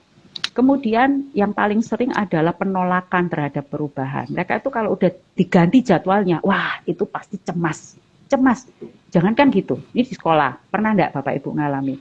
Anaknya tiba-tiba pulang marah gitu ya, tantrum bahasanya tadi itu. Terus ditanya Nah, kenapa? iya. Karena guru kelasnya ganti dan dia tidak diberitahu. Itu masalah loh. Bayangkan, buat kita kecil, buat mereka itu masalah. Pergantian orang, pergantian cuaca, pergantian segala macam, itu problem buat mereka. Makanya saya bilang, terima dulu dong. Terima dulu bahwa mereka itu berbeda sama kita. Tapi bukan berarti itu jadi problem yang membuat kita menolak mereka gitu ya. Jadi di tempat saya nih, contoh nih ya. Kalau misalnya hari itu ada guru saya izin, nomor satu yang kita kasih tahu itu anak-anak kita. Nanti jam sekian yang mengajar kelas ini ibu ini ya atau miss ini ya. Jadi mereka udah tahu, udah sadar gitu loh, Kak. Misalnya nih, jamnya namanya tadinya itu Bu Rina gitu ya. Terus diganti sama Iya. Bu Hertina. Mereka harus tahu yang ngajar nanti Bu Hertina. Jadi jangan tiba-tiba Bu Hertina masuk. Kaget mereka. Oh, Itu shock. Itu menyebabkan mereka, kan saya udah bilang tingkat kecemasannya tinggi. Kan udah kenal Bu, iya. Tapi bukan itu problemnya. Mereka udah punya pola yang ngajar pelajaran PKN itu Bu Rina, bukan Bu Hertina. Jadi kalau itu tidak diinfo, itu masalah. Itu hal kecil. Nah, di rumah juga udah biasa misalnya jam hari tertentu itu hari bermain. Ini ya orang tua ya. Makanya jangan asal janji-janji nih PHP. Kalau Sabtu kita main-main ya di taman, terus Anda tidak tepati, tidak diberitahu lagi gitu ya. Nanti kalau ditanya anaknya ngomel-ngomel, Anda jawab papa sibuk, mama sibuk. Nggak bisa. Ingat ya, kita udah janji sama anaknya. Di pikiran dia di bawah sadar, itu pola. itu udah ditaruh di sini. Oh, setiap Sabtu kita jalan-jalan. Tiba-tiba hari Sabtu itu nggak jalan-jalan, itu masalah. Paham ya, Bapak Ibu ya? Iya, Ini kan iya. masih masih contoh kecil loh, yang baru satu dari sekian ribu mungkin jutaan masalah di luar sana. Tapi kalau misalnya kita mengerti hal-hal ini, hidup kita akan jauh lebih mudah sebetulnya bersama mereka. Karena kita paham, kita ngerti kebutuhannya kayak begini loh. Beda nih, tapi bukan berarti terus kita jadi apa istilahnya pasang tameng ya. Maksudnya Hmm, makanya dia harus ikutin kita. Enggak, kita yang ikutin mereka, tapi tetap kita beri arahan. Tugas orang tua di mana? Memberi arahan. Tugas orang tua apa? Memahami, menerima perbedaan. Loh, kita mengajarkan ke anak-anak kita untuk belajar menerima perbedaan, kenapa kita nggak terima perbedaan mereka? Kan begitu. iya, Nah, balik lagi iya, dong. benar. Kalau enggak yang ketahuan kan yang egois siapa? Ya, kita minta anak-anak harus berusaha menerima semuanya. Kita cuma bisa makan tempe hari ini, ya. Tapi kenapa ketika anak cuma minta dengerin saya dong waktu saya ngomong, kita nggak mau? Iya. Iya kan? Nah, seperti itu Kak, kira-kira. Ini mungkin supaya bisa Ya, membuka paradigma kita ya. Saya nggak bicara tentang orang tua saja, tapi ini untuk semua orang. ya, ya. Ya gitu Emang, deh. emang itu apa ya? Gimana ya? Saya itu seumur hidup ya, ya Kak, jujur saja seumur hidup. Baru saya temui dan saya terjun bahkan berkomunikasi itu ya ketika saya menjadi guru gitu. Ternyata dulu kan teman-teman saya waktu zaman dulu eh, kayaknya ada teman saya seperti ini, tetapi karena kita benar-benar nggak tahu ya, benar-benar awam Mm-mm. sekali waktu itu Mm-mm. dan belum terkenal tuh apa pendidikan inklusi itu nggak ada zaman dulu kan disamain aja Ya. semuanya. Nah, Mm-mm. terjadi pembulian, terjadi Ya. bahkan mohon maaf, kadang guru pun membuli anak itu gitu kan. Karena Ya. saya juga maksudnya saya sendiri pun begitu gitu kan dengan bahasa yang mungkin kurang baik yang tadi saya menggarisbawahi dua hal gitu loh dari tadi yang menurut saya ini pemahaman yang baru gitu kan. Pertama adalah schedule gitu ya. Karena saya beberapa orang tua itu ada yang bicara sebenarnya gitu kan. Kenapa sih anak saya nggak fokus gitu kan, terutama Mm-mm. pelajaran Mm-mm. jangan kan pelajaran saya gitu, pelajaran agama deh, agama aja. Ya. Agama ada yang mungkin kita udah lakukan dari masih kecil sekali gitu kan. Oh, nggak paham ya.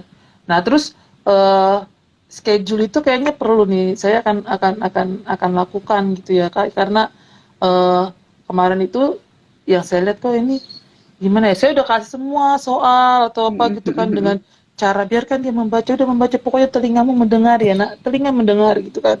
Kamu baca Mm-mm. apa gitu ya. Terus cara dia makan, saya kan perhatikan cara Ya. makan, cara duduk, Mm. cara dia bicara, Betul. bicara nyambung, nyambung kayak kita Ya. Kak, nyambung. Ya. Kalau Mm-mm. kita tanya ini dia saut, iya Miss gini-gini, tapi dia ketika dia membaca dia memang kayaknya nggak Mm-mm. suka membaca gitu kan. Tapi saya belum menemukan yang tadi kakak bilang mengenai potensinya dia yang saya lihat itu karena masih kelas Mm-mm. 4 kelas 3 lah gitu kan, jadi masih kecil Mm-mm. gitu kayaknya. Mm-mm. Nah, Ya. terus yang menerima itu ya, menerima anak itu sepenuh hati itulah yang kayaknya bukan hanya orang tua tapi guru Mm. itu kan terkadang Ya. secara tidak sadar bahasa verbal kita kepada mereka itu karena mereka tidak fokus terkadang diam 1000 bahasa.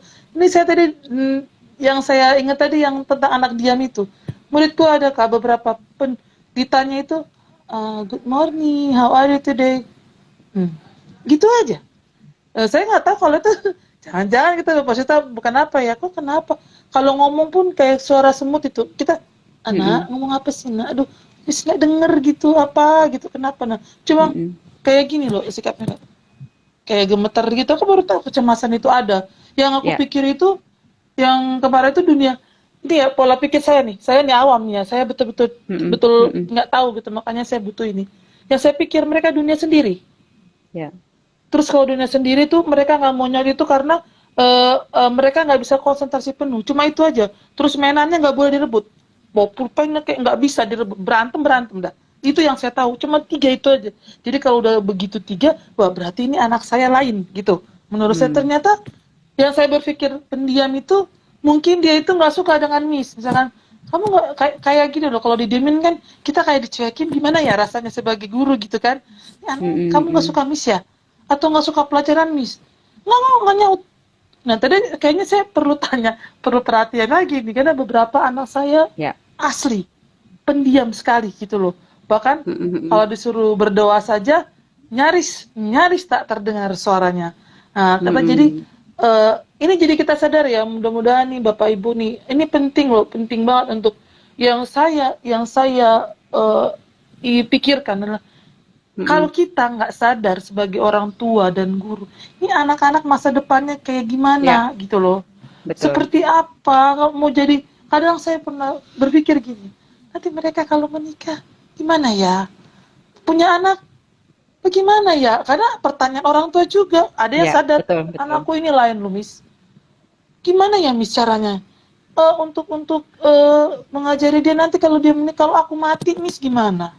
Anakku sama siapa kan gitu ya. Jadi itu ada orang tua yang akhirnya gara-gara beliau, saya mikir gitu kan. Kalau dulu kan nggak peduli, ada yang nggak peduli ya, pokoknya saya nggak mau, bukan anak saya normal kok gitu kan.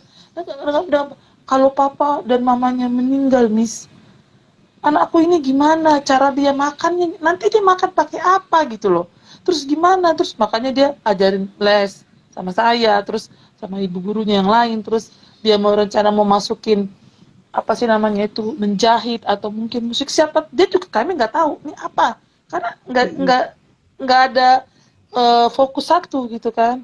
Nah jadi kata-kata beliau itulah yang tertancap Pak di pikiran saya, Miss kalau aku mati Miss, ya anakku gimana gitu loh.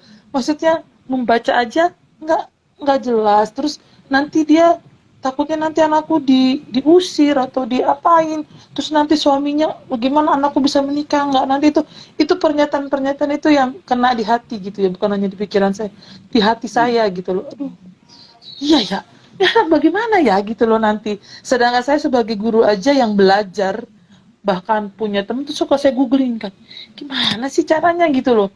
Maksudnya saya nggak bisa kasih apa-apa, bukannya saya bukan guru dengan anak-anak kita yang spesial, tapi saya coba bantu ibu dengan teman-teman di sekitar saya ya Bu. Jadi itu yang saya pikirkan setiap hari, harus cari tahu nih, bagaimana sih supaya saya bisa, kan kalau kita ngomong gini, akhirnya saya temu satu, mungkin saya akan suruh nanti bikin schedule, susah atau gimana dia suruh mandi, berdoa dulu atau bagaimana seperti itu, nanti saya akan sharing sama orang tuanya supaya barangkali bisa ya Kak, mudah-mudahan sih ini sudah dinyatakan Kak, sudah dinyatakan anak ini memang berkebutuhan khusus ya, berkemampuan khusus lah kalau bahasa kita, karena sudah ada surat dari psikolog itu loh tentang anak kita ini ya. Tapi orang tuanya sekarang tidak berpikirkan itu lagi. Umurku sudah tua, aku mau kasih apa saja sampai berpuluh-puluh juta habis, rela untuk anak-anak. Dia juga ada 3 anaknya yang ini sebagai sharingku aja ya Kak. Jadi ya. karena kata-kata mamanya inilah yang nancep nih di hati saya gitu ya. Takut saya Miss, nanti kalau saya sakit, saya mati, terus anakku kemana gitu loh arahnya. Terus dia mau jadi apa, minimal kan aku ingin kalau aku meninggal tuh anak saya udah mau, apakah jadi penjahit, apakah jadi penyanyi. Dia nggak pernah memandang anaknya itu Pak, nggak normal, nggak. Dia nggak pernah mandang itu. Buat dia anaknya itu sama. Dan hebat sekali gitu loh untuk ibu seperti ini, yang satu-satunya yang saya lihat seperti ini ya Kak. Jadi apakah mungkin banyak di luar sana yang memiliki problem yang sama gitu loh Kak. Jadi aku ingin nemuin ini potensi, tadi Kak kan dari dua tadi kan bilang potensinya ditemukan. Tadi aku mikir apa ya potensinya ya. Dia suka sama ini Kak, mungkin Kakak bisa dia suka dengan penyanyi Korea. Nah, itu dia suka, bahkan sampai dia itu hafal namanya. Hafal tuh nama penyanyinya gitu loh. Yang dia suka yang gitu ya. Terus saya suka ledekin. Oh, kan cakep ya. Kalau saya udah bilang, cakep ya anak-anak. Iya, Miss gitu loh. Jadi kayak kan harusnya kok ini nyambung ya gitu pikiran saya gitu kan.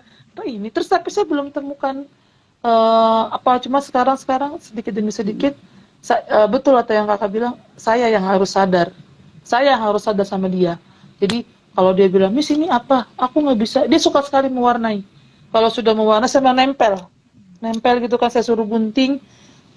Tadinya kan nggak tahu tempel satu, bisa dia sampai 10 dia bisa. Tapi kalau aku ngomong one apa 5, two, 10 gitu. Tapi kalau ditulis di sini dia ditempel, ini nggak bertanya lagi sama saya. Ini apa? Saya cuma tulis kan, tempel ya, gunting, tempel gitu kan. Karena saya nggak ngerti bagaimana ya caranya untuk mengatasi anak ini gitu kan. Karena jujur saya ingin menolong orang tuanya. Karena orang tuanya bicara seperti itu, kayak ada rasa apa ya, aku punya teman-teman di sana, di luar sana yang, makanya aku deketin guru-guru, kayak kakak kan aku deketin itu karena menolong mereka gitu loh. Nanti kalau sudah oke, kayak kakak tadi kan yang anak 17 tahun sudah di Ciputra dengan kondisi orang tua yang apa adanya gitu ya, kau udah hebat sekali gitu, anak normal aja nggak bisa gitu kan, belum tentu bisa. Nah, mungkin dari sharing-sharing kita ini saya bisa teruskan kembali ke orang tua, dan saya sebagai guru tuh kayak punya apa sih, kebanggaan khusus gitu loh kalau saya bisa melihat dia semakin hari itu semakin lebih baik, dan minimal bisa untuk dirinya deh, nggak usah untuk yang lain, untuk dirinya bisa gitu loh. Nah, itu sih yang jadi beban saya gitu loh, untuk anak-anak saya lah kalau saya bilang. Oke, aku rangkum ya. Ya, Pernyataannya silakan adalah Mbak. bagaimana kita menemukan minat dan bakatnya, kemudian Iya, bagaimana nanti sosialisasi di masa depan, sama yang ketiga bagaimana menghadapi di kelas. Yang pertama aku mau coba tekankan dulu beda antara suka, minat, dan bakat. Nah, ini harus ditengarai dulu ya. Tadi disampaikan, oh dia suka ini, dia suka lihat film Korea, dia suka nyanyi. Belum tentu itu bakat. Belum tentu itu. Minat ada, tapi minatnya bukan di nyanyi, bisa jadi. Nah, itu harus dicek dulu toh. Harus dicari iya, tahu iya. dulu. Dan itu panjang prosesnya. Nah, sekarang bagaimana caranya? Saya cuma mau bilang nih sama orang tua dan guru. Jika kita memilih anak-anak dengan disabilitas atau dengan kemampuan khusus, fokusnya 3 aja kok. Nggak usah terlalu muluk-muluk, 3 aja. Ya, yang pertama itu adalah dia mampu dan punya kemampuan bertahan hidup. Keterampilan hidupnya dulu yang harus dikuasai. Keterampilan hidup ini apa aja sih? Life skill ya. Apa aja yang bisa dilakukan? Paling gampang, bisa BAB sendiri, bisa makan sendiri. Contoh yang kecil-kecil dulu. Kalau dia sudah besar dan dewasa, bisa tanda tangan sendiri. Kan nanti bikin KTP, bikin lain-lain. Jadi keterampilan hidup dasar ini dulu yang dikejar. Nggak usah kita ngomong yang macam-macam. Ini dulu dikuasai, ya. Caranya tahu gimana, Bu? Buka aja googling, tumbuh kembang anak. Ya kan keluar tuh nanti di Google. 0 sampai sekian harus bisa apa? Itu dulu loh. Itu dulu dikasih. Terutama kalau dia masih di bawah 7 tahun, Bapak Ibu. Kesempatan Anda untuk melatih anak dengan 500 keterampilan dasar itu harus segera dikuasai. Loh, dari mana Bu saya tahu 500 keterampilan dasar? Materi TK itu loh. Itu dulu dikasih. Udah, nggak sekolah Bu anaknya, nggak apa-apa. Tapi Anda cari tahu materi yang diajarkan di TK apa. Itu kasih ke anak ya. Jadi keterampilan dasar, basic dulu dipelajari. Yang kedua adalah memahami simbol-simbol sosial. Ya, keterampilan bersosialisasinya. Yang sekarang kita tadi kan untuk diri sendiri nih ya. Yang kedua keterampilan sosialisasi. Ada tamu, dia paham ketika ada orang baru harus bagaimana, greeting, salam, ya kan? Lalu ketika di jalan raya ngerti caranya nyebrang, ya kan? Ada pasti kan ada unsur-unsur sosial ya yang dia harus pelajari gitu loh. Ketika ada di dalam satu antrian dia menunggu giliran, itu dia harus kuasai. Jadi nggak usah muluk-muluk, ini aja dulu keterampilan pribadinya, keterampilan sosialisasinya ya, itu yang harus segera difokuskan gitu. Nah, yang ketiga ini untuk kognitif ya, kita bicara sekarang tentang kognitif. Fokuskan kepada minat, tadi saya bilang kan minat dan bakat. Nah, caranya gimana? Sekarang coba cari tahu, berikan sebanyak-banyaknya. Jadi jangan jangan ditahan-tahan gitu loh kalau ngasih sesuatu ke anak gitu. Dia mau belajar hiking, kasih. Dia mau belajar gunting, kasih. Dia mau belajar apapun. Di sekolah, ingat ini buat teman-teman guru. Ketika kita ajari dia menggunting misalnya, fokusnya kita itu bukan kepada dia bisa menyelesaikan tugas. Misalnya ada gambar segi 4, dia bisa motong segi 4. Bukan itu, tetapi kepada keterampilan memegang gunting. Dia ngerti nggak cara megang gunting, ya kan? Guntingannya tuh lurus atau belum. Kalau ada gambar siksak, dia udah bisa nggak gunting siksak. Jadi fokusnya ke situ penilaiannya, ya. Terus kalau misalnya dia sudah bisa gunting, ya, kemudian gunanya masa depan itu apa? Nanti kalau dia misalnya memang minatnya di jahit menjahit, kan dari kecil dia udah biasa gunting. Ini sederhana kan? Simple ya. Nah, lalu gimana tiga-tiganya ini bisa dibentuk? Tadi dijadwal, dibuatkan satu aturan yang baku. Ingat ya, anak kita itu terbiasa dengan pola. Bisa karena biasa. Dah, penekanannya di situ Kak Hertina. Bisa karena biasa. Jadi jangan berharap ajaib dia tiba-tiba ngerti semua hal. Nggak mungkin. Jadi harus dibiasakan, dipelajari. Dan ingat, cara belajar anak kita itu diulang-ulang. Nggak bisa cuma dikasih satu kali anakmu langsung ngerti, nggak bisa. Mau belajar apapun, harus diulang-ulang. Nah, kapan pengulangannya? Kalau di sekolah kan terbatas ya jamnya Bapak Ibu. Yang bisa apa? Yang bisa siapa? Orang tua, orang rumah gitu loh. Nah, sekolah bantunya gimana? Kita bilang, sudah 4 kali pertemuan. Misalnya kita belajar menggunting tadi ya. Guntingan anaknya sudah sampai di sini. Orang tua jangan puas. Oh, kalau di sekolah targetnya pokoknya bisa gunting lurus. Nah, di rumah dilatih lagi. Oh, lurus udah bisa. Sekarang gunting siksak. Sekarang belajar gunting di kertas. Sekarang belajar gunting di kain.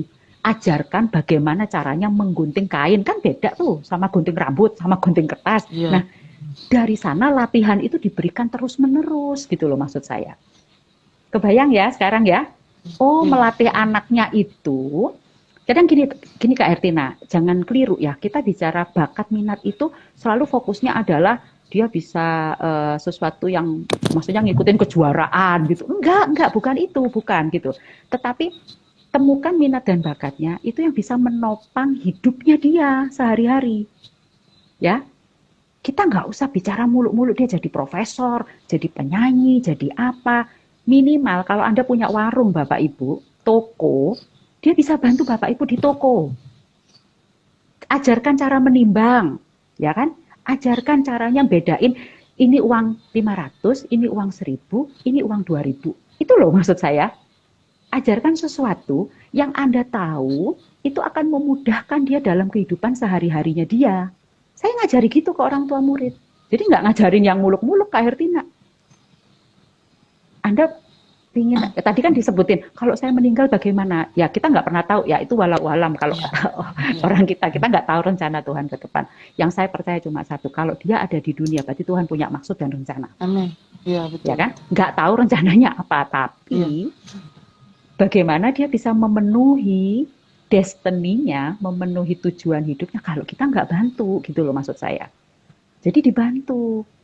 Makanya di tempat kami, salah satu yang kami ajarkan adalah belajar tanda tangan. Seluruh hidupnya itu nanti dia harus tanda tangan, entah surat apapun, dia harus tanda tangan. Nah ini simple deh gitu ya. Ajari dia bikin tanda tangan. Itu kecil. Lalu misalnya apalagi yang sederhana-sederhana gitu dalam kehidupan sehari-hari. Misalnya, oh sekarang udah nggak boleh pakai tas plastik. Berarti kalau kamu belanja nak, itu sambil dilatih gitu loh. Bawa tas belanja yang kain misalnya. Itu hal kecil kan?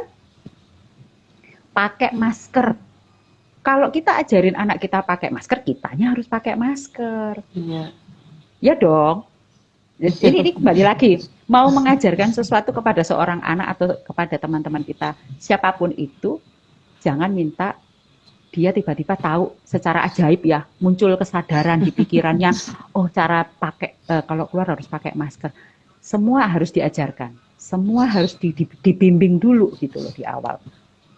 Nah, udah kebuka ya, berarti masa depan itu bisa nggak dalam tanda kutip diatur? Nggak bisa, kita nggak tahu gitu. Tetapi bisa nggak kita membantu dia untuk dia bisa memasuki masa depan yang penuh dengan harapan? Bisa. Tadi, saya kasih tahu lagi ulang ya. Untuk anak yang 7 tahun, di bawah 7 tahun maksud saya. cepat ajarkan 500 keterampilan dasar. Di mana kita tahu 500 keterampilan dasar itu? Materi TK itu loh. Udah ya, buka deh semuanya. Ya, ajarkan itu. Dia harus tahu basicnya dulu. Ingat Bapak Ibu, gimana kita mau ngajari dia pelajaran kelas 4 SD, kalau membaca saja dia masih sulit. Ya, jadi nggak usah terlalu buru-buru fokusin ke sana, kalau yang ini aja dia belum. Basicnya belum. Gimana kita mau ngajari dia nulis bagus, kalau menggenggam pensil saja dia belum ngerti. Itu basic loh. Ini diajarkan kan di TK, cara memegang. Ada orang yang ngomong sama saya, Bu Jan, kenapa kok diajarin bikin garis-garis? Kenapa kok disuruh belajar gambar? Ya kan, belajar menggambar itu arsir, Kak. Arsir itu banyak orang tidak paham. Apa sih gunanya kita belajar arsir? Karena ketika kita belajar mengarsir, ingat, motorik halusnya dilatih, cara menggenggamnya itu pun dilatih. Kemudian yang paling penting adalah diajari berpikir runut, harus fokus. Itu orang nggak paham. Keterampilan basic di TK itu penting banget, jangan salah, penting sekali. Jadi kapan dilatihnya? Semakin cepat, semakin bagus. Ya, itu sebabnya saya dorong orang tua guru wajib punya itu di googling aja banyak kok, nggak usah pusing di googling. Pola tumbuh kembang 0 sampai usia berapa, ada semua. Baca itu. Biasa di kartu KMS ya, kartu sehat itu loh. Kalau kita ke posyandu itu ada. Itu loh maksud saya, data-data seperti itu orang tua tuh dengan handphone yang udah pinter ini ya. Handphone kita udah pinter loh. Jadi kita juga jangan kalah pinter sama handphonenya. Handphonenya jangan cuma buat googling yang Korea gitu ya. Tapi googling, cari tahu info-info seperti ini. Anda kan mungkin ada yang baru tahu, oh ternyata mendeteksi anak autis itu ada ya, gratis ya online. Loh, kok saya nggak tahu? Ya karena nggak cari tahu. Ya kan? Coba kalau cari tahu, pasti udah tahu nih. Tapi bersyukur hari ini kita ada live ya Bapak Ibu, jadi minimal Anda jadi paham gitu ya. Semoga ini sih sederhana sekali ya yang kita bahas ini, masih dasar, masih kulit banget gitu. Nah, tapi kalau ini Anda sudah tahu, minimal ini bisa membantu. Oke, saya mau kasih tahu nih sekarang buat guru-guru yang mengikuti ya. Jadi bagaimana autis itu mempengaruhi siswa di kelas? Ini yang paling penting. Perencanaan. Ya, Bapak Ibu guru, kalau punya siswa dengan autis, Anda harus punya planning. Tidak bisa mendadak pinter gitu ya di kelas. Anda tidak berencana apa-apa besok pagi ngajar gitu dan berharap anaknya paham. Nggak bisa, nggak mungkin gitu ya. Jadi mereka itu harus punya perencanaan mengelola tugas. Misalnya, kita kasih PR nih sama anak, punya project nih sama anak ya. Khusus buat anak-anak yang lain mungkin ditulis aja udah bisa. Nah, buat siswa kita yang berkebutuhan khusus bisa dibantu misalnya dengan apa? Video, ya kan? Bisa dibantu dengan apa lagi? Oh, dibikinin contoh tabel misalnya. Kalau misalnya ada hubungannya dengan tabel gitu ya. Semoga itu bisa lebih membantu gitu loh. Jadi buat partisipasi Anda sebagai seorang guru kepada anak-anak yang berkemampuan khusus itu adalah dalam penilaian, membuat tugas belajar, ya. Kemudian membuat soal itu tolong disesuaikan dengan pemahamannya dia.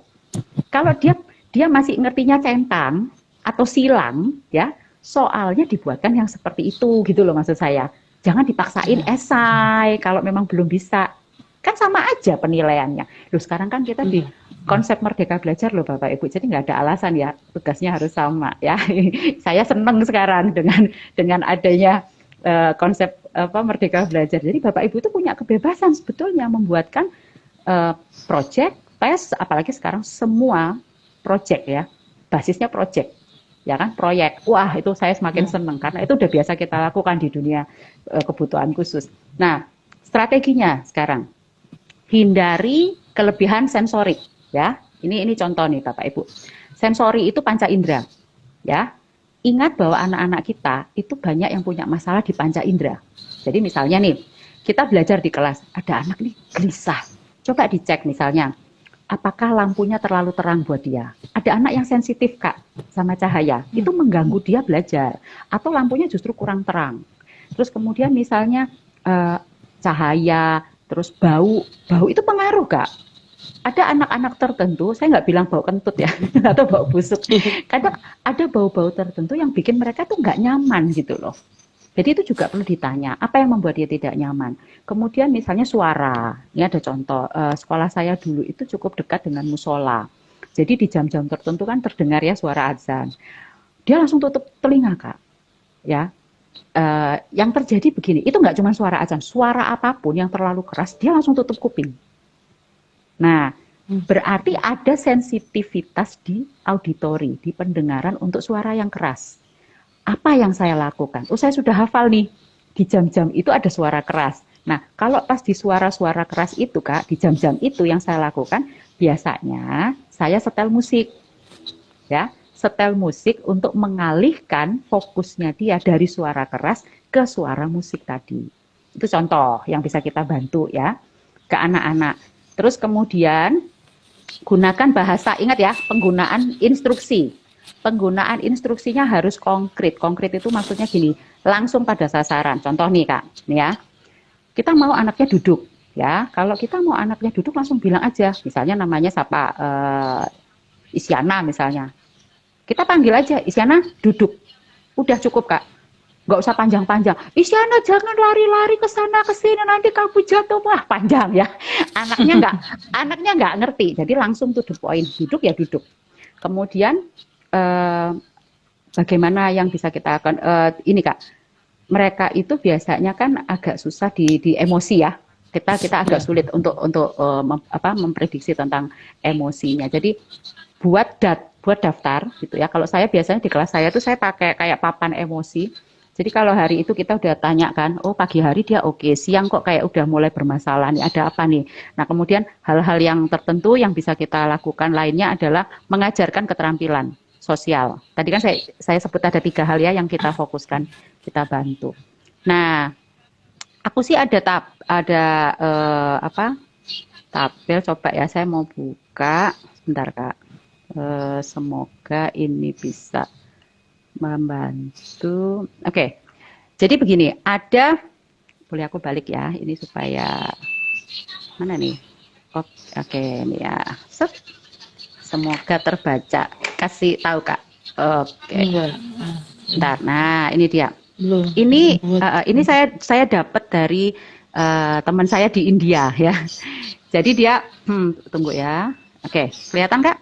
Apa itu pendidikan inklusi?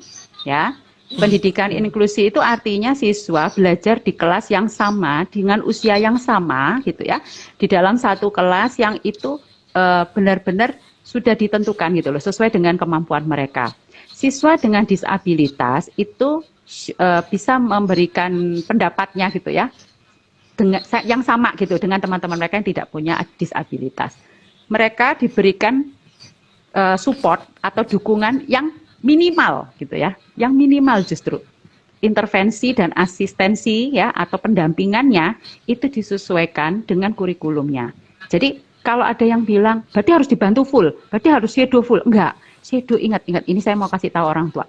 Yang disebut dengan shadow teacher atau shadow pendamping di kelas itu sebetulnya adalah bayangan anak. Namanya juga shadow, bayangan. Jadi kalau bayangan itu artinya dia tidak melakukan apa-apa sebetulnya, dia cuma membantu ya menjadi bayang-bayangnya anak. Yang melakukan harus tetap anaknya. Oke, next. Nah ini, mengapa kelas inklusi itu penting ya? Secara akademik ya, ini akan sangat membantu anak yang belajar ya, baik dia dengan disabilitas maupun tidak. Itu pentingnya kelas inklusi Kak. Proses penerimaan, sekali lagi proses acceptance ya di dalam lingkungan itu dimulai dari mana?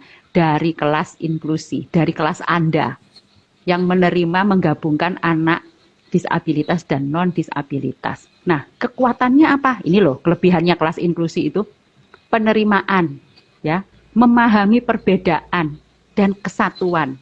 Hebat loh ya kelas inklusi. Ada empati, ada nilai-nilai empati yang bisa kita ajarkan ke anak-anak, baik yang mereka tidak berkebutuhan khusus ya. Lalu ada pembelajaran yang multi level di sana. Jadi anak yang mungkin lebih paham bisa membantu anak yang kurang paham, ya kan? Bayangkan kelas kita akan semangatnya beda nih Kak Ertina. Karena saling support. Guru benar-benar hanya jadi fasilitator di kelas inklusi. Siapa yang belajar? Anak-anak. Lalu didasarkan kepada apa? Aktivitas. Itu bedanya kelas inklusi. Nah, challenge-nya di kelas inklusi ya itu akan bisa cepat ditangani karena di sana itu ada cara untuk kita mengajarkan bagaimana menghandle problem atensi ya. Lalu menawarkan materi-materi yang inovatif yang disesuaikan dengan kemampuan belajar anak. Itu hebatnya inklusi. Nah, ini yang mereka info ke saya. Kita memberikan instruksi kepada anak-anak kita itu ya seringkali justru didasarkan kepada kemampuan spontanitasnya loh Kak. Guru-guru ini hebat, mereka mau untuk belajar menerima perbedaan, lalu dari spontanitas anak itu mereka mencari tahu bagaimana membuat atensi anak itu didapatkan. Nih baca baik-baik ya, ini yang saya garis bawahi. To get the child's attention, we must give him the freedom to choose the activity. Beri kemerdekaan, beri kebebasan untuk memilih aktivitasnya. Ya, jadi ketika dia tidak diberikan kebebasan itu, sudah jelas dia akan menimbulkan apa? Ini tadi, defisiensi atensi. Anaknya jadi tantrum, anaknya jadi bermasalah. Ya karena nggak dikasih kebebasan memilih. Nah, sampai sini ya. Paham ya Bapak Ibu ya? Nah, ini hal yang sebetulnya sederhana gitu ya. Oke. Nah, mungkin itu ini basic ya yang saya bisa bagi untuk bagaimana kita menyikapi masa depan, bagaimana menyikapi masa sekarang gitu ya kepada anak-anak kita. Oke, kayaknya ada pertanyaan nih Kak. Bisa langsung ke tanya jawab aja ya Kak ya. Ibu Kadek, kelebihan anak kita fokuskan untuk dikembangkan. Bagaimana bila kekurangannya adalah masalahnya, perilaku yang harus segera diatasi. Apa yang harus saya lakukan sebagai guru? Apakah kelebihannya atau kekurangannya? Yang difokuskan ya. Saya malah mau balik bertanya dulu nih Bu Kadek. Kekurangannya itu akan mengganggu atau tidak kepada perkembangannya secara dalam tanda kutip normal ya. Kita bicara keseharian. Kalau misalnya yang dimaksudkan dengan kekurangan itu lebih kepada kesehariannya yang akan terganggu, maka kita harus fokuskan. Contoh, dia belum bisa buang air sendiri, itu masalah. Itu masalah. Dan akan mengganggu keseharian, maka itu harus kita fokuskan, kita kejar, supaya dia bisa buang air sendiri. Ini contoh kecil ya. Tetapi kalau yang disebutkan dengan kekurangan misalnya, untuk pelajaran matematika tuh loh Bu, dia nggak bisa-bisa. Ya kan? Kalau kita bicara secara ini ya, secara teknis di kelas gitu. Saya punya metode yang mungkin berbeda dengan guru-guru lain. Setiap guru pasti punya cara sendiri. Saya kasih kebebasan anak saya pakai kalkulator, Bu. Saya berikan bantuan ketika dia belajar misalnya penjumlahan, pengurangan ya. Kita belajar matematika yang basic ya, aritmatika. Kenapa? Karena sebenarnya kalau kita kembalikan lagi dalam keseharian, kita ngomong yang kita aja deh, nggak usah ngomong yang anak-anak kita aja deh gitu, Kak Hertina deh. Misalnya belanja nih, pasti di toko atau di swalayan masih pakai kalkulator kan yang di HP. Iya. Ya kan? Nah, jadi semisalnya kalau kekurangan itu tidak terlalu mengganggu dan dapat dibantu dengan alat atau dibantu dengan hal lain yang bisa mendukung dia, untuk nanti kesehariannya dia bisa tetap berkembang dengan bagus, lakukan. Itu saran saya ya. Jadi tanpa mengurangi kepada fleksibilitas kita gitu ya. Tolong guru-guru juga belajar untuk memberikan kesempatan yang fleksibel itu kepada anak-anak. Jadi bukan cuma kepada hal-hal tertentu ada fleksibilitas, tetapi dalam semua aspek. Ya. Tapi kemudian kalau misalnya mana Bu yang harus kita atasi, ya itu tadi jawaban saya. Jadi nggak ada spesifik Bu, oh berarti kelebihannya aja yang kita kembangkan, kekurangannya nggak usah diperhatiin. Salah ya, kekurangannya kalau itu sangat mengganggu keseharian, cepat kita juga harus atasi, kita juga fokuskan. Seperti itu sih Bu Kadek. Terima kasih atas pertanyaannya Bu. Wah, sudah jam berapa ini? Luar biasa ya. Kalau bicara ini banyak sekali ininya. Bisa panjang nih Kak. Bisa ya. Sungguh ini banyak sekali yang bisa saya pribadi kemungkinan akan saya terapkan gitu loh. Saya akan terapkan di anak-anak yang mungkin yang orang tuanya setuju dulu gitu kan, orang tuanya Ya. mau dulu gitu. Kalau misalkan orang tuanya nggak mau, nanti takutnya kan apa ya, tersinggung atau mungkin pelan-pelan lah, lama-lama kan bisa paham. Betul, Jadi betul. saya akan arahkan ini ke anak saya yang orang tuanya sudah terbuka. Kalau sudah terbuka kan berarti sudah menerima anak gitu loh. Jadi akan saya terapkan, dan mungkin kalau ke depan beliau setuju, kita akan, karena kan pasti orang tuanya kan pertemuan dengan kami kan hanya, apalagi saya paling seminggu satu kali di sekolah karena kan saya bukan wali kelas gitu. Tapi kan saya bisa selalu berkomunikasi dengan orang tuanya. Kebetulan aja saya punya teman-teman, punya ada kakak, ada beberapa teman guru yang sudah mahir sekali gitu loh, yang perlu apa ya namanya, saya dulu berpikir tidak tahu nih anak-anak spesial seperti apa, cuma pertemuan saya dengan anak spesial di 7 atau 6 tahun yang lalu itu, sebelum saya jadi guru di sekolah itu membekas di pikiran saya. Jadi kan nggak ada pertemuan yang kebetulan gitu. Saya juga Betul. ketemu sama kakak kan nggak kebetulan. Ini pasti Tuhan punya rencana itu kan. Ternyata pertemuan kita sebelum ini saat pandemi itu ternyata saya butuhkan. Ya. Bukan sekedar kita nggak ada apa ya, nggak ada pertemuan terus ya ngalor ngidul, nggak. Ternyata dulu kan Ya. kita cuma sharing-sharing gitu. Kok sekarang saya ngerasa, oh jadi ini loh, saya tiba-tiba ketemu gitu lah di sekolah gitu kan, saya jadi oh anak-anak kayak gini ya. Jadi eh, yang saya temukan di saat pandemi itu, pandemi memang membawa duka, tetapi jangan lupa membawa suka. Saya punya banyak teman gara-gara pandemi. Jadi next pasti kita akan bicara lagi nih, karena banyak gitu. Ini masih baru awal diterapkan awal ini. eh, saya yang akan belajar. Sebenarnya saya yang belajar gitu loh, bukan orang lain itu kan tinggal ini. Saya sebenarnya yang ingin belajar untuk saya Ya. terapkan kepada anak-anak saya nanti. Jadi jadi guru itu nggak cuma maaf gitu kan, nilainya harus di atas KKM. Nah, itu kan nilainya nggak boleh di bawah KKM. Bahkan kalau di bawah KKM, hair lagi gitu kan, atau bagaimana. Atau nanti kelulusan tergantung nilai ini. Nah, sekarang nggak seperti itu. Saya sadar diri. Dulu waktu sekolah pun saya pas gitu kan. Tetapi ternyata di dunia ini adalah karakter. Jadi yang Ya. penting sekali buat anak-anak saya, anak spesial harus punya karakter. Kita Betul. dulu yang membuat karakter itu. Kita dulu yang berkarakter. Jadi karakter kita yang akan kita tularkan kepada anak-anak kita.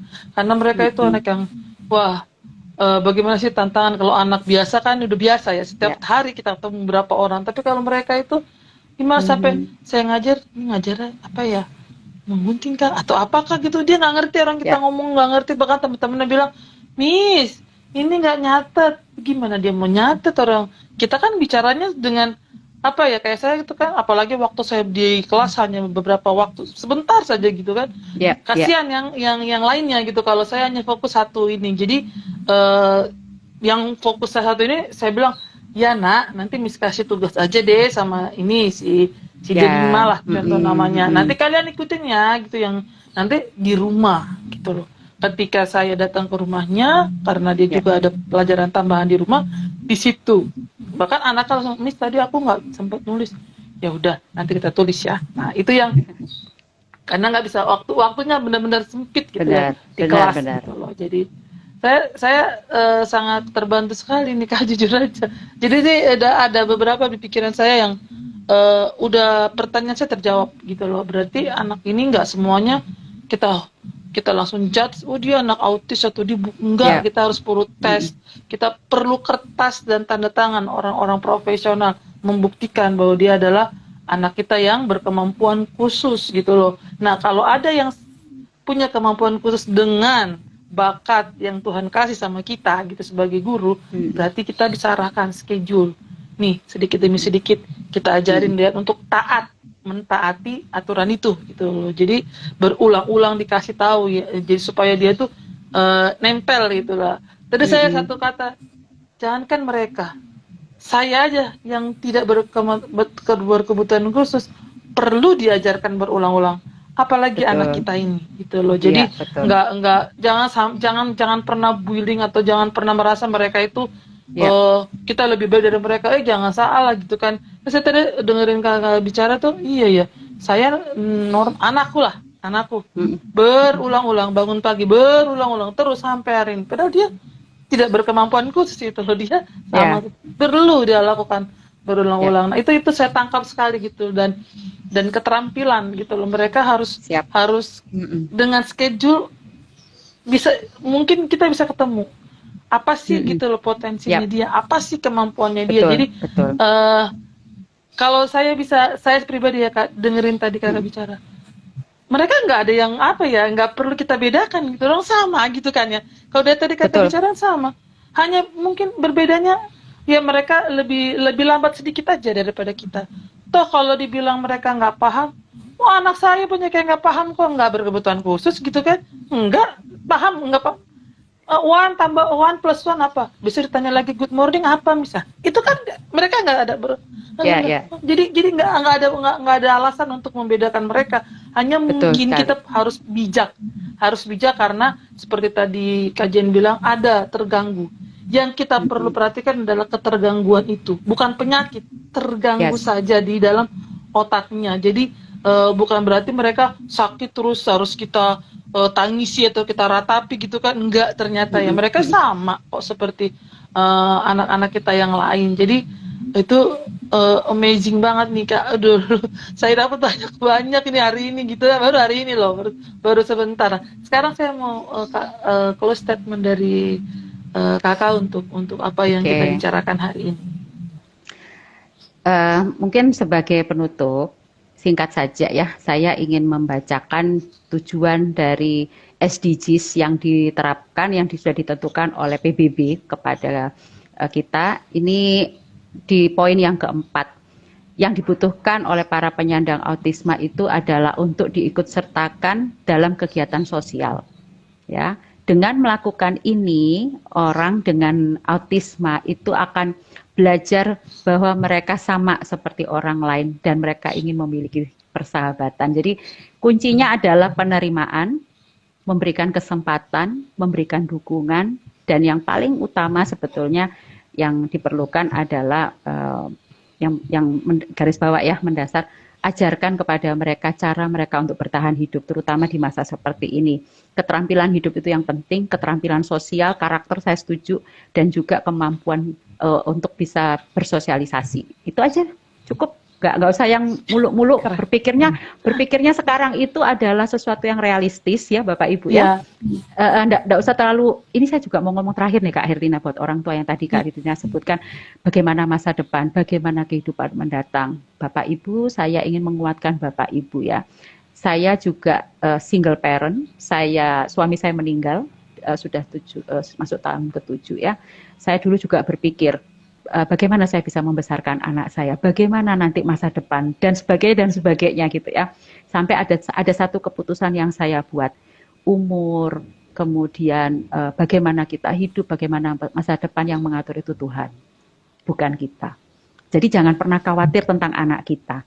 Tugas kita adalah memfasilitasi, mendukung mereka semaksimal yang kita bisa, dan percayakan kepada Tuhan. Satu lagi, tolong juga libatkan saudaranya, tolong libatkan keluarga besar di sini. Jadi jangan justru menutup pintumu kepada orang lain, buka pintu kita. Ajarkan anak-anak istimewa kita ya untuk bersosialisasi minimal dengan keluarga kita. Sehingga kita ketika kita ada sesuatu sakit atau yang umur kan kita nggak tahu kapan ya Bapak Ibu, tetapi keluarga besar kita, minimal saudara-saudaranya, dia sudah mulai belajar mengenal dia dari sejak dini.